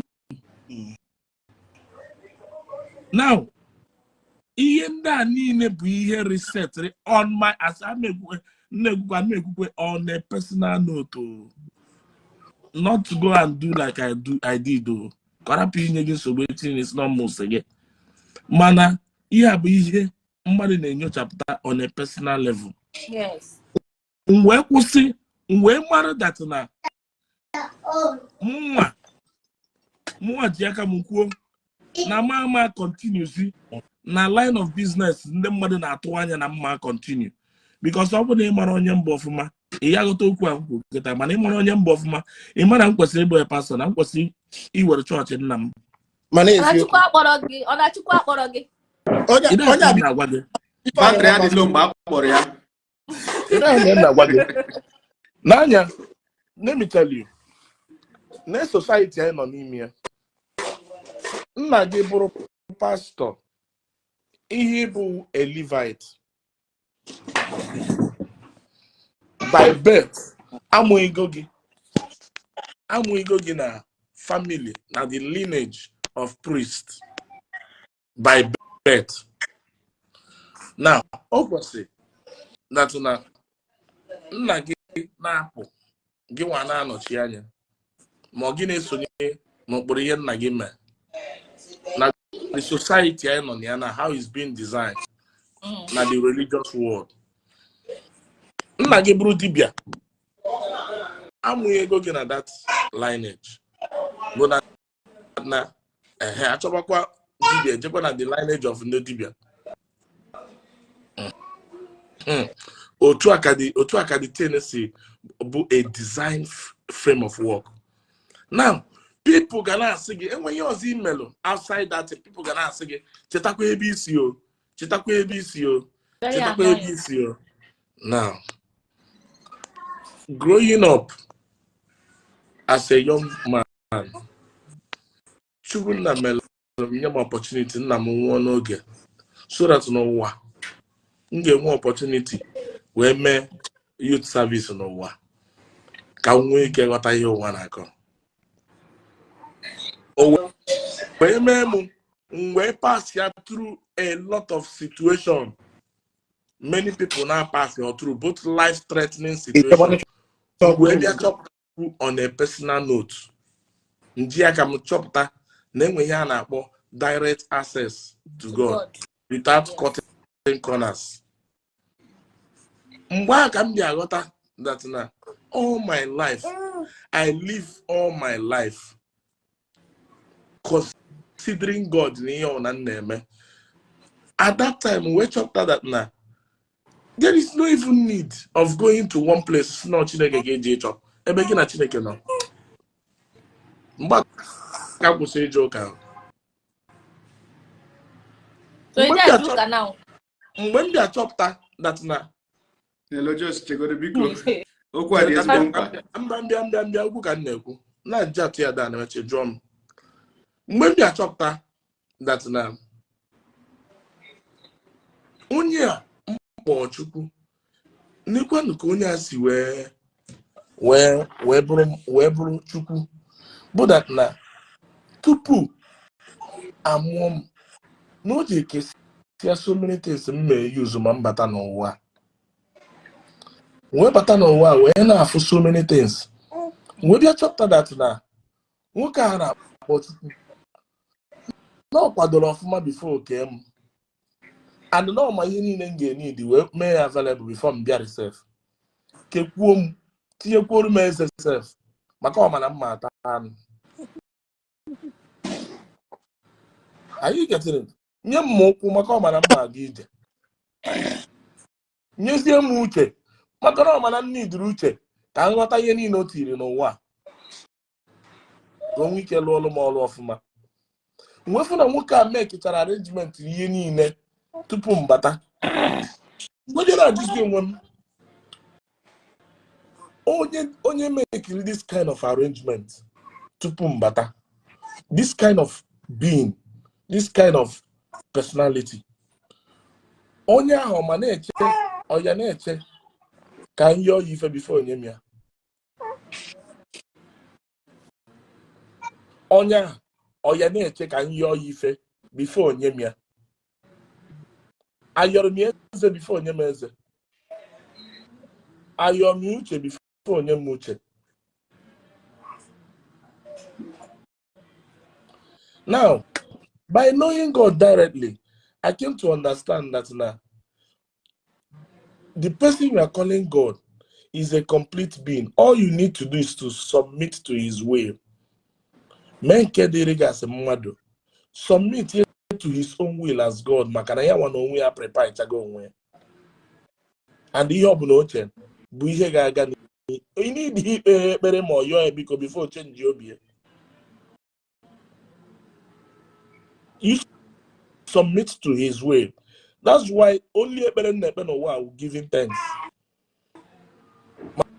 Makana enwebe ihe ọ na-emebe. So ihe ọ na-emebe nke anya gị n'afọ.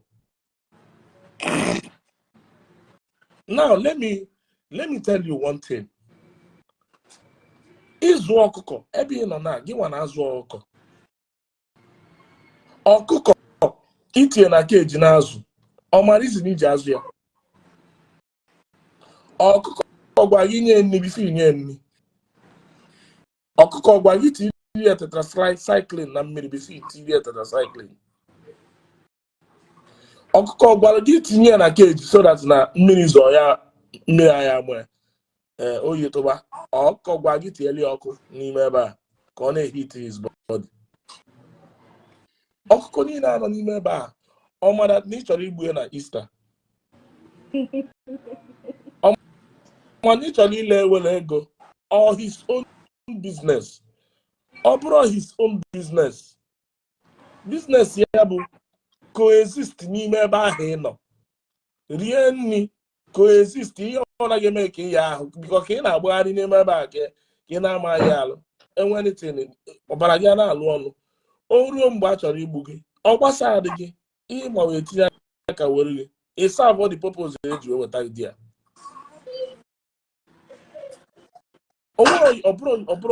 Ọ bụrụ your concern iti ibe anya n'ihe na-agbasa gị. Ana m etinye ọnụ na ihe religious word, ihe gbara gbasara religion. Because of what? I have grown up to understand not a personal thing. Personal. Mana, many people, I might feel like I will say that many people might not be getting it right. It's not like I'm sure. Might not be getting it right. Because of again, their own understanding to things might not be the way I understand things. They might not have uncovered that thing and discovered that very connection. Many monkwụsị na-akpa eri na-achọ onye ga-ebikwasa m aka n'isi, onye ga-agwa m okwu, onye ga-ekwu okwu, onye ga-akpa ekpere, onye ga-agbara m afa, onye ga-emere m nke a. All those things they need honya. They need honya. Because of getting now growing up, you make it go up my mind. You quote that na mama got that side of beginning. And me told it away chopper as you told me the house of a priest. When I chopper that na more religion, but a means of livelihood. A means of livelihood. Now, let me explain with no disrespect. Ima the truth we corner this yoku imaluku without bad intention. People will understand. What you might not have known, you, because you're not inside. On your inside might know better. It's not like maybe on a cast. If you are cast, equal on a cast is the update. It might not in with something you are hiding that is not right. And I understand them now. It's a means of livelihood.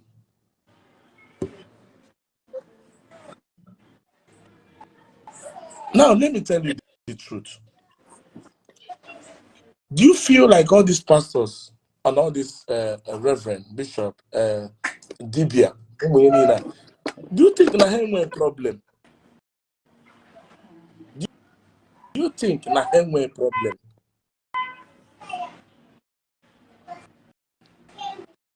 Now, I try me extensively. Now, can be expatiate a bit more on all these things, but I'm trying to make a point harmlessly without a step on toes or trying to make people's mind. But I'm trying to clear some doubt. Now, let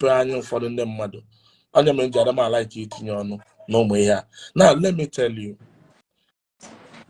Do you know that 99.9% of Ndi Igbo and Ndi Omenala intervene in situation with the hope of getting something in return? I'm trying to be very careful here with my words and choice of words here. Now, see, I'm being real. This is reality check now. Exactly. Okay? Let me not call them.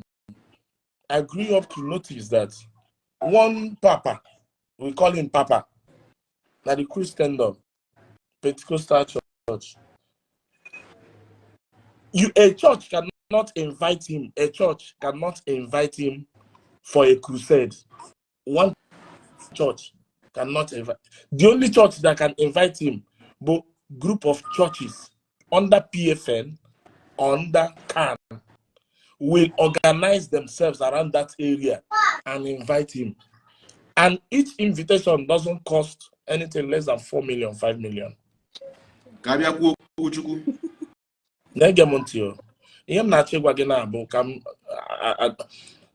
I'm just telling you how it is, not to make you because when I speak, some people might not know what I know or what I decided to bottle and live my life the way it is. Now, you can only invite him and you cannot put a price tag. He has say no be price egapoya. He had your logistics. Okay? Logistics. Now, I don't say what Nello Josh. Ka I webatagodo onye ọzọ, ịnụ? Okay. I don't ganiru. I am in a way closer. Now, people don't know the reason why Ejime that not one church. Number one, bro, Onya Nekumakia was a very big figure in the Christendom. And when one church be we come lucha for the camera, for the look of things in the camera. But when all churches gather together, it becomes a mass crusade. Shut down. It will become a shutdown for the camera and for everything. Now, this one will even play outside. The members cannot see. But as a Levite, I see all these things from inside. Only I'm on the system. But I would have carried on with this business of an anchor. But I will not be telling you all these things. Because it's not meant for your own consumption.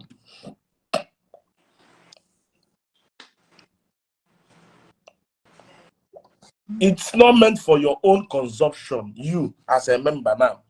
It's not meant for you. The only people that will understand this and that can digest this thing in Nekuna, Bunde, Kwesrebo, a priest, a reverend father, a dibia, Mobu, a pastor.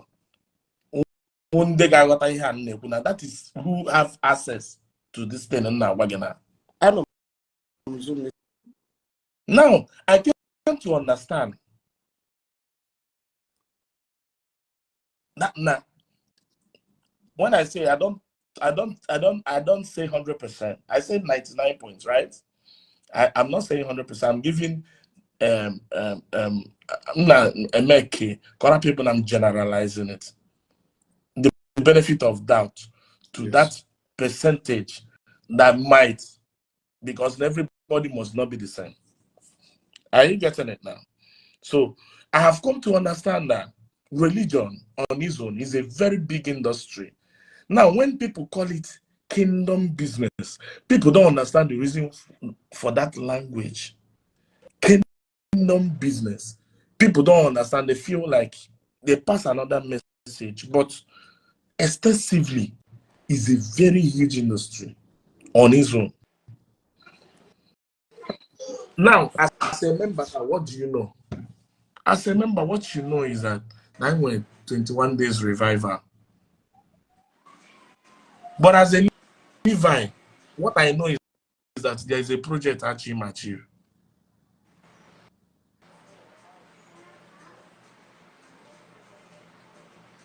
As a Levi, what I know is that there is a project achieve.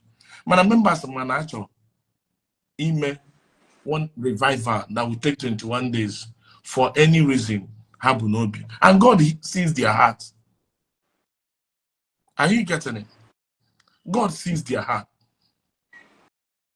Now, some people most times they will ask me, why am I not doing gospel music? Why am I doing highlight music? See, I am doing highlight music because of what? I have decided not to lie to myself. I decided to be true to myself. I know that you can pass good messages through music. But one of the reasons why I'm doing it, as I'm passing through that good message, I want to make money, number one. Then I influence people's life positively. I am not denying it. At least I made it categorically clear that I am doing highlight music because I am doing business. And in my line of business, I've decided to use it positively and influence people's life. I am better than you that have refused to recognize that this is a business. But you are there to make it look like you want to influence the people's life positively only. But make sure that you explain it that while doing your business, you want to influence people's life positively. There is no two ways about it. Being truthful is being truthful. How can you tell me that you're a gospel artist and you are doing this because of the love of God that you have? And I will call you to come and perform in a crusade where people gather to liberate their soul and receive from God. Come and lead them to the throne of grace. He was saying, I got 3 million or 4 million. He now talking convince him that you came, no God to sing it while paper was sent to your account to come. And I want to you will not come. Me and you now, who is being real, who is owning up to his own truth. Let's not, I like it here in Africa. We are critical in nature. Hypocrisy, foundation here in Africa. Why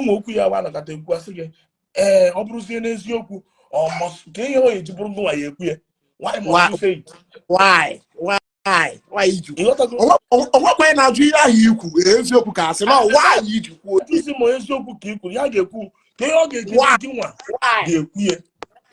Emotion ahụ na-ekwu okwu si na mgbe ọbụla ekwutara ihe gbasara religion ndị be anyị na-adị too emotional, lock their ear to the truth, but ihe ha na-achọzi ma kedu ihe ga-eji ekwu maka onye isi ụka m maka kedu ihe ga-eji ekwu maka ụka m, which is wrong. You live your life as if you are the most holiest person on earth. There is nothing bad about being truthful to yourself. That you are in for business.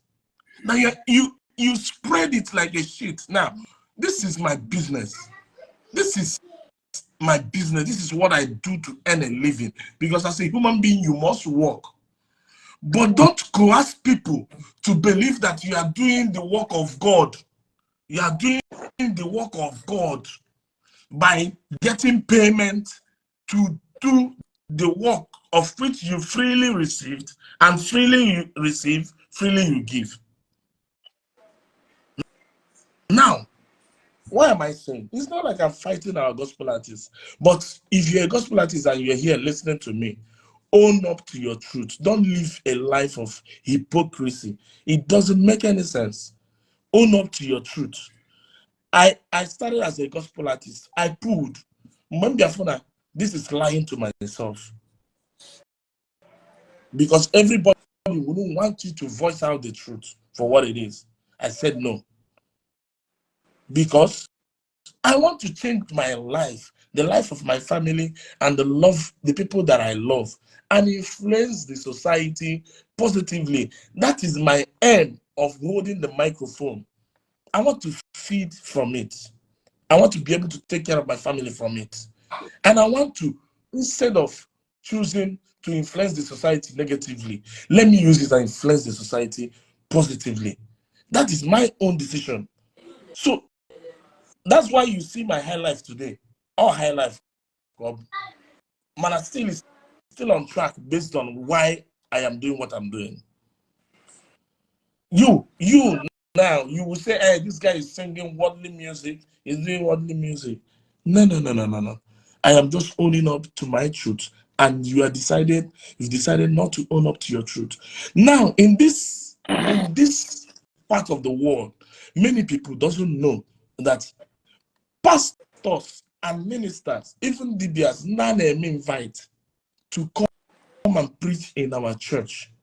They come on a price tag. Now, let me tell you, Obrona exposing them. I'm saying the truth for what it is. Now, I am giving you an angle you don't know already, so that you make up your mind and know what you are into before you start doing anything.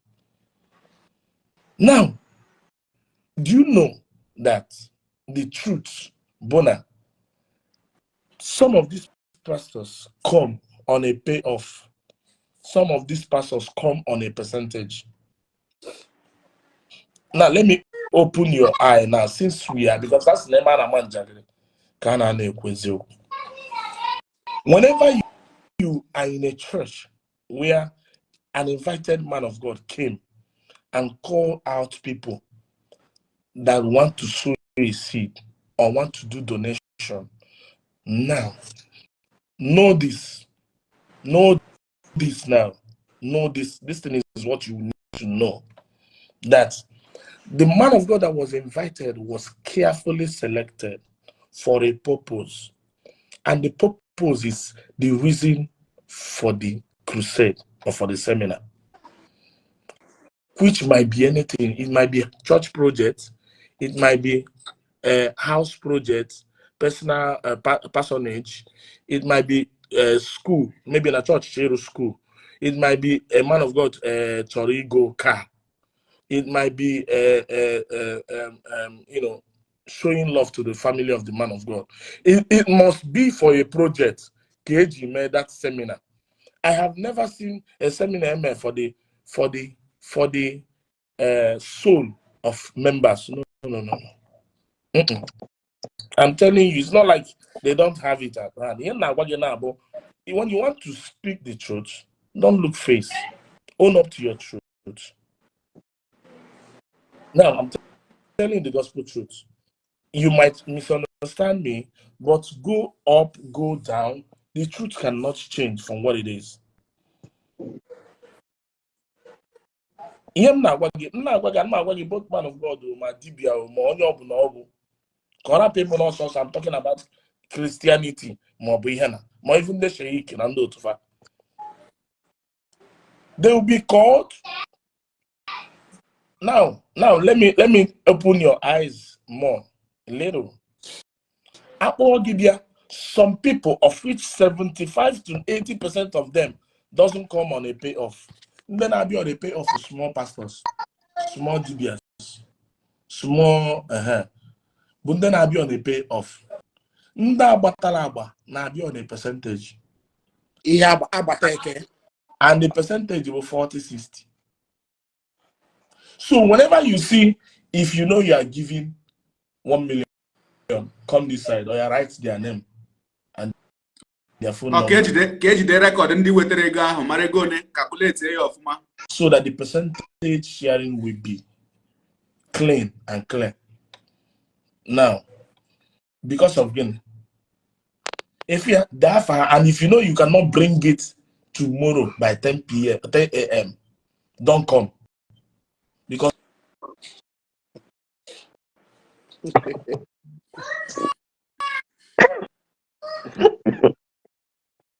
hey, network are done against you. Hey, networker. I don't because we need you back. Igbo ndị nwe m Igbo mụrụze nwe ọzọ anyị dọnse ewekwana iwe unu na-ahụ ka ya bụ nkata si aga onye ọbụla bụ onye Igbo na-ekiri ihe onyonyo a ọ bụrụ na ịtụsabi ihe onyonyo a ọ bụrụ na ịtụsabi ihe onyonyo a ịma na ekwesịrị inyo nwa afọ Igbo Igbo enyo ọ bụrụ na ịtụsabi ihe onyonyo a o gosi na ị hụrụ ala Igbo n'anya maka gịnị ihe anyị bịara ebe a ịkpata bụ nkata ụmụnne anyị bịara ịkparịta nkata dịka ndị Igbo a na-agwa unu oge ọbụla si na ihe anyị na-eme na peji a gbasara onye ọbụla bụ onye Igbo ma ị bụ onye ụka ma ị bụ onye ọdịnala ma ị bụ onye Buddha ma ị bụ onye Muslim nke ọbụla ị na-ekpere ị bụ onye Hindu ihe ọbụla bụ okpukperechi gị Jewish religion nke ọbụla ọ bụrụ ha na Igbo onye Igbo na ihe na-echu gị ụra ọchịchị obi gị bụ ihe a ga-eme ka ala Igbo dị mma ihe anyị na-eme ebe a gbasara gị ya mere ọ bụrụ na ị na-esonyere anyị na ya bụ ihe onyonyo tụsara m ozi a tụsara m ihe onyonyo a ka ọ banye n'ọgbakọ niile ndị Igbo nọ mana WhatsApp na Facebook na Instagram na TikTok na Twitter tụsara m ya anyị wekwara ohere a na-ekele nwanne anyị nwoke nwa Igbo agbara nze ekene gị odogwu anyị ka anyị ji edokwazi ebe nọ anyị dọns gaa n'iru okwu na-apụ apụ because I might deviate now from what I'm saying. I say again, if you cannot bring it by 10 tomorrow for let me tell you, if I own a church today, because now this is what I am rooted. I know the whole thing.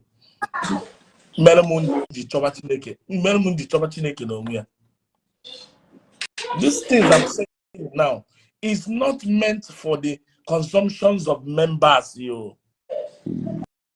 What members will be seeing then are flyers and the reason for the thing. They will not see the real reason for the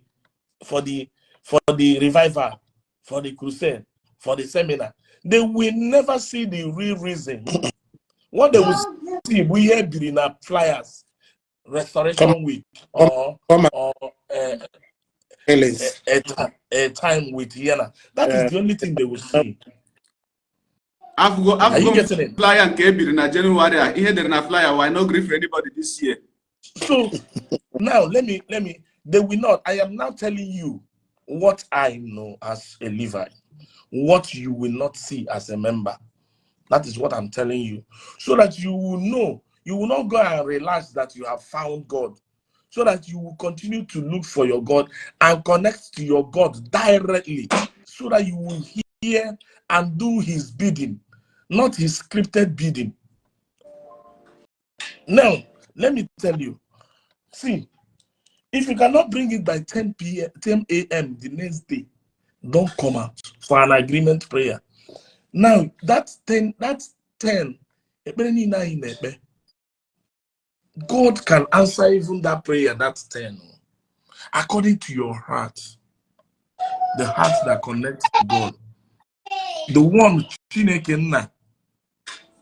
to you, based on you, but me, I know that again, I don't need to pray to God to do anything for me.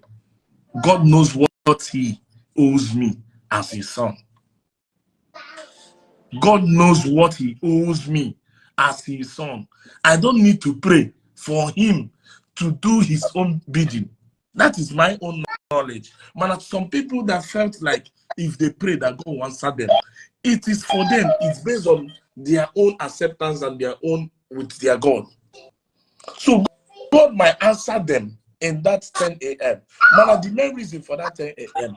is to collect the money and to close the account and share the money. Let me tell you, no. It's not like we are mocking people. We are telling the truth. So let's not laugh and make it look like a mock. We are saying the truth.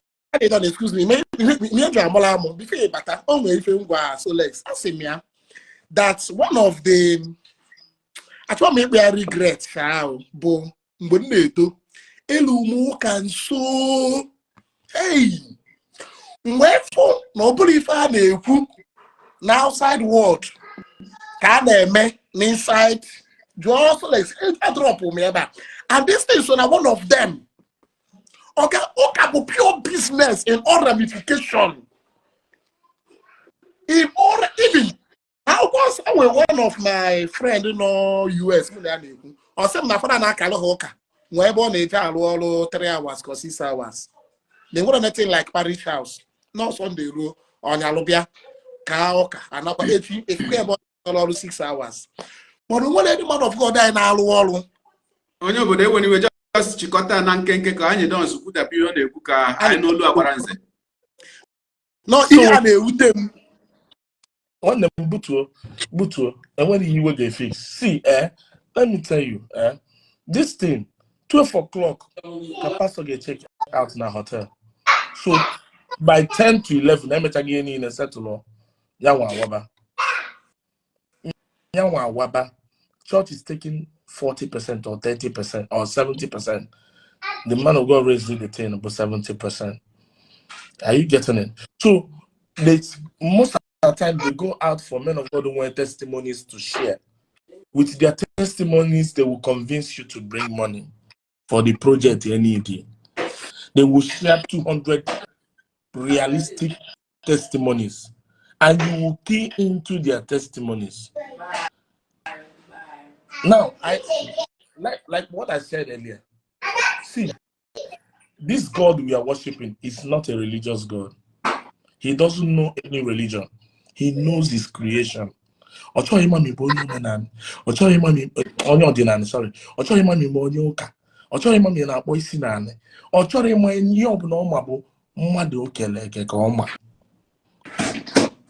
Now, why am I saying this?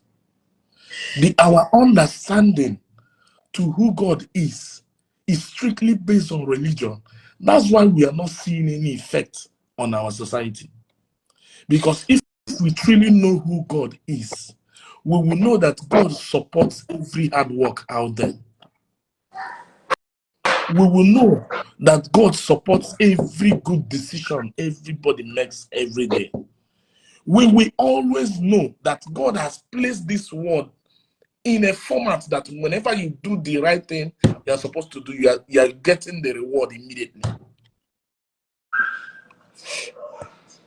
Oh my goodness, oh my God, summarize that easy for you to realize, recover the things, or realize and get acquainted with things in notice. It's not of him that runneth, neither of him that willeth, but God has shown mercy. Yes, his mercies are here already. He will not show you extra mercy.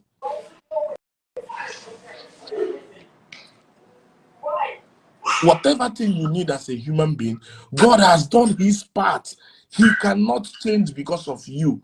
What God cannot do for you is what you can do for yourself.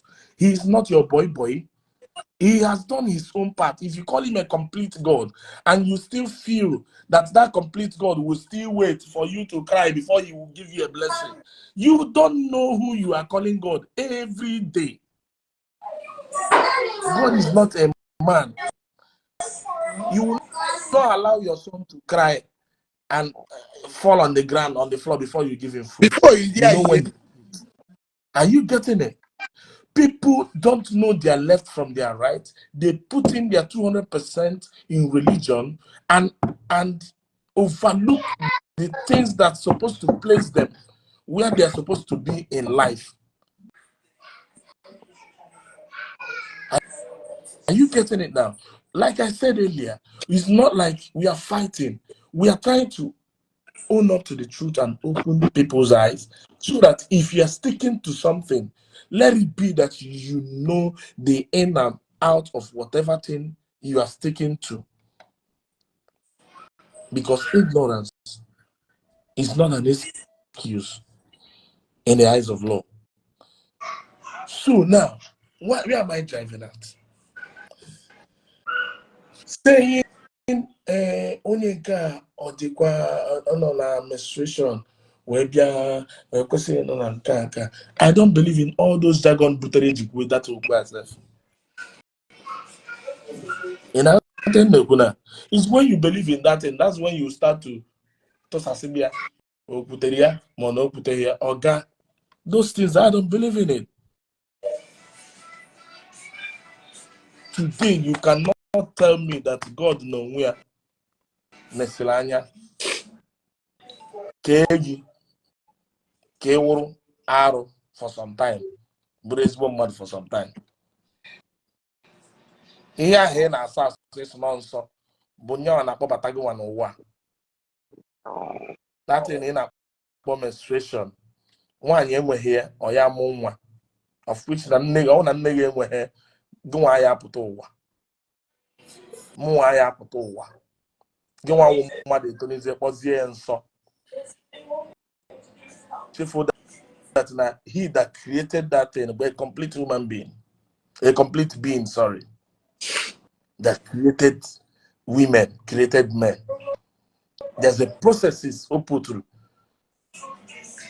So I don't believe in. I don't put mouth in that kind of thing because of what? My own understanding and reason is totally different. If you believe in, if you are a religious, if you're a religious person, that's the big idea. Yes, I think I'm not the bad. No, are you getting it? Man, the more we are devoting all our being religious, that's the more the world is leaving us behind, moving forward. The world is moving forward. Why is it that the countries that are less religious are progressing, dictating the pace, controlling the lives of those that are religious? The lives of those that are religious are at the mercy of the one another religious. Religion has made us to give up on this earth, and we are now making plans to relocate where we will have a 3-bedroom flat and 1 food duplex, and in the afterlife, Ndi Igbo. If you fail here, what odd? How many is he under or over? How many 0.5? Go see that now you will succeed by him again. Let's wake up, because every day things are going down. Every day things are going down. It's no more a joke. Every day, anytime in the event,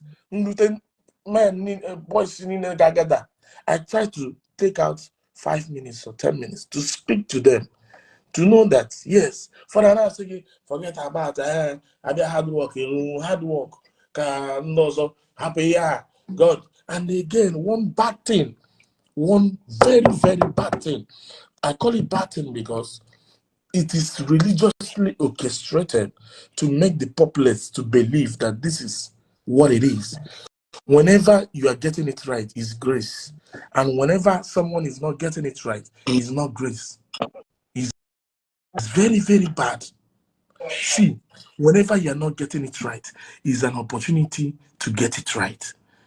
Because somebody that failed is at a very big advantage to somebody who has never failed before. Process of failure, you can never be success without failure, because failure will now restructure your mind, your being, your understanding, your work rate, and everything to success. It will not channel it to what you call success. There is no special grace. The grace is sufficient unto everybody. The grace is an opportunity to wake up every day. The grace is an ability to be strong, to be strong-willed, to go after whatever thing you aspire and dream of. That is the grace. The grace is the ability to read and understand. The grace is that is the grace upon the success and the money, upon the grace. Whenever you wake up and you have time working on your behalf, that is the grace. Whenever you have strength on your bones to aspire for things and go after it, that is the grace.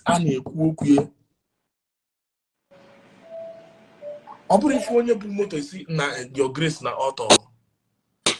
No, now which means that they go motor now that they don't have grace. This is why we keep running to get grace, and we enslave ourselves into things we are not supposed to. In the mindset of every successful man, there is no giving up, and there is no running away from your mistake. You own up to your mistake so that you can learn one or two things from it. When you run away from making mistakes, you can never grow. Speak on, man of God. Speak a wrong English, you get a correction. Then you will know that this is what you are supposed to speak, not what you spoke. Buy fake goods. People will complain. You will now know that you need to put your eyes down to make sure you get the original goods so that these people will not complain again. So every mistake makes you grow stronger, drives you closer to success. Every mistake. This is my own piece. Maybe it's not no more the topic, man. This is my own piece to everybody that is watching this thing now. I know how many times I failed. I produced more than 15 albums before one Bafia. Sorry. Even in the midst of the failed attempt, I was still reattempting. I was still doing another attempt. Even in the failed attempt, I was still doing another attempt until I was building myself from one mistake to another mistake, from one mistake to another mistake, until I get to understand, have a clear knowledge of what the industry is all about and some of the things I was doing at that time. I felt like it was the main thing. I came to outgrown all those things. Maturity stepped in. I now notice the things you needed to do when you are needed to them, the approach towards it, what you're supposed to do, to follow through, what you will get when you don't do this, what you will get when you do this. You come to know all these things. That is growth in what you are doing. Now, when people start seeing me now, they feel like, oh, this guy from nowhere. Now, this guy Grace is much. They won't know where it started. They don't know when I made a lot of sacrifice. They don't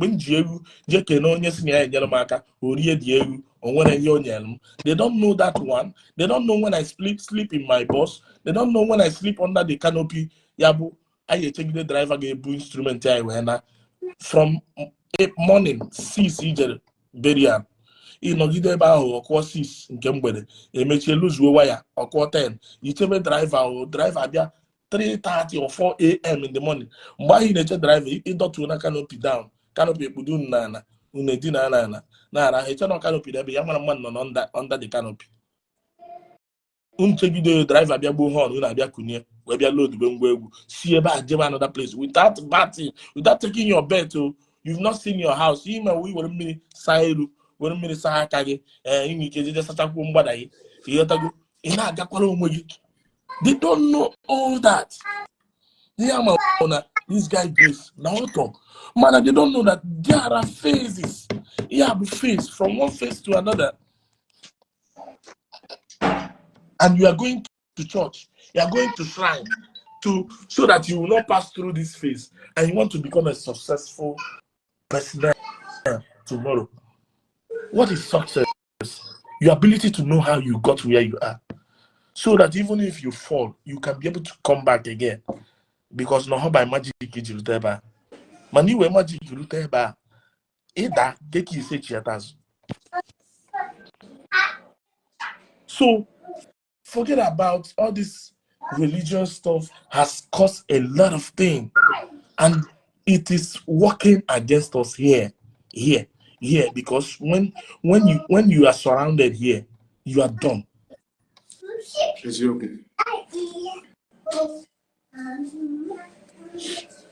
Religion has made us today. Many people don't value God. All we value is Jesus Christ. You might be at fault. You want in the comment section now. Ask yourself, how many times do you call God in a day? Exactly. But you can call Jesus Christ 100%. Ihe ọzọ onwe onye bịara ịkọ ọnụ, onwe onye bịara ikwujo, mana mistake ọzọ, anyị niile believe na anyị niile na ebe a tụrụ na Christianity, anyị niile dị guilty of this. Anyị pụta anyị asị ike dị n'elu, ike dị n'ala, ike dị n'ebe niile, ma nke Jizọs karịrị ha. Mana Jizọs sị gị na nna ya nọ n'eluigwe bụ all and all. Kedụ ebe idewere ike nke ya, ebe ike Jizọs karịzịrị ike niile ahụ? If you want to go down to religious line, it's left for you. I am making a point. I don't go down there because I'm off from there. So from the cannot there, I've been able to find God for who He is, and God is God. And when He is socially humanity, because you cannot touch Him, you cannot touch God, you cannot see Him, you can only feel Him. The only opportunity you have to access God physically is when you take your fellow human being as yourself. That is when you have pleased God. That is why humanity is very, very important. If you see your fellow human being as if they matter, and you do to them what you want to do to God, God is pleased. Your conscience is pleased. Because the part of God is in our heart. That's the conscience we're talking about.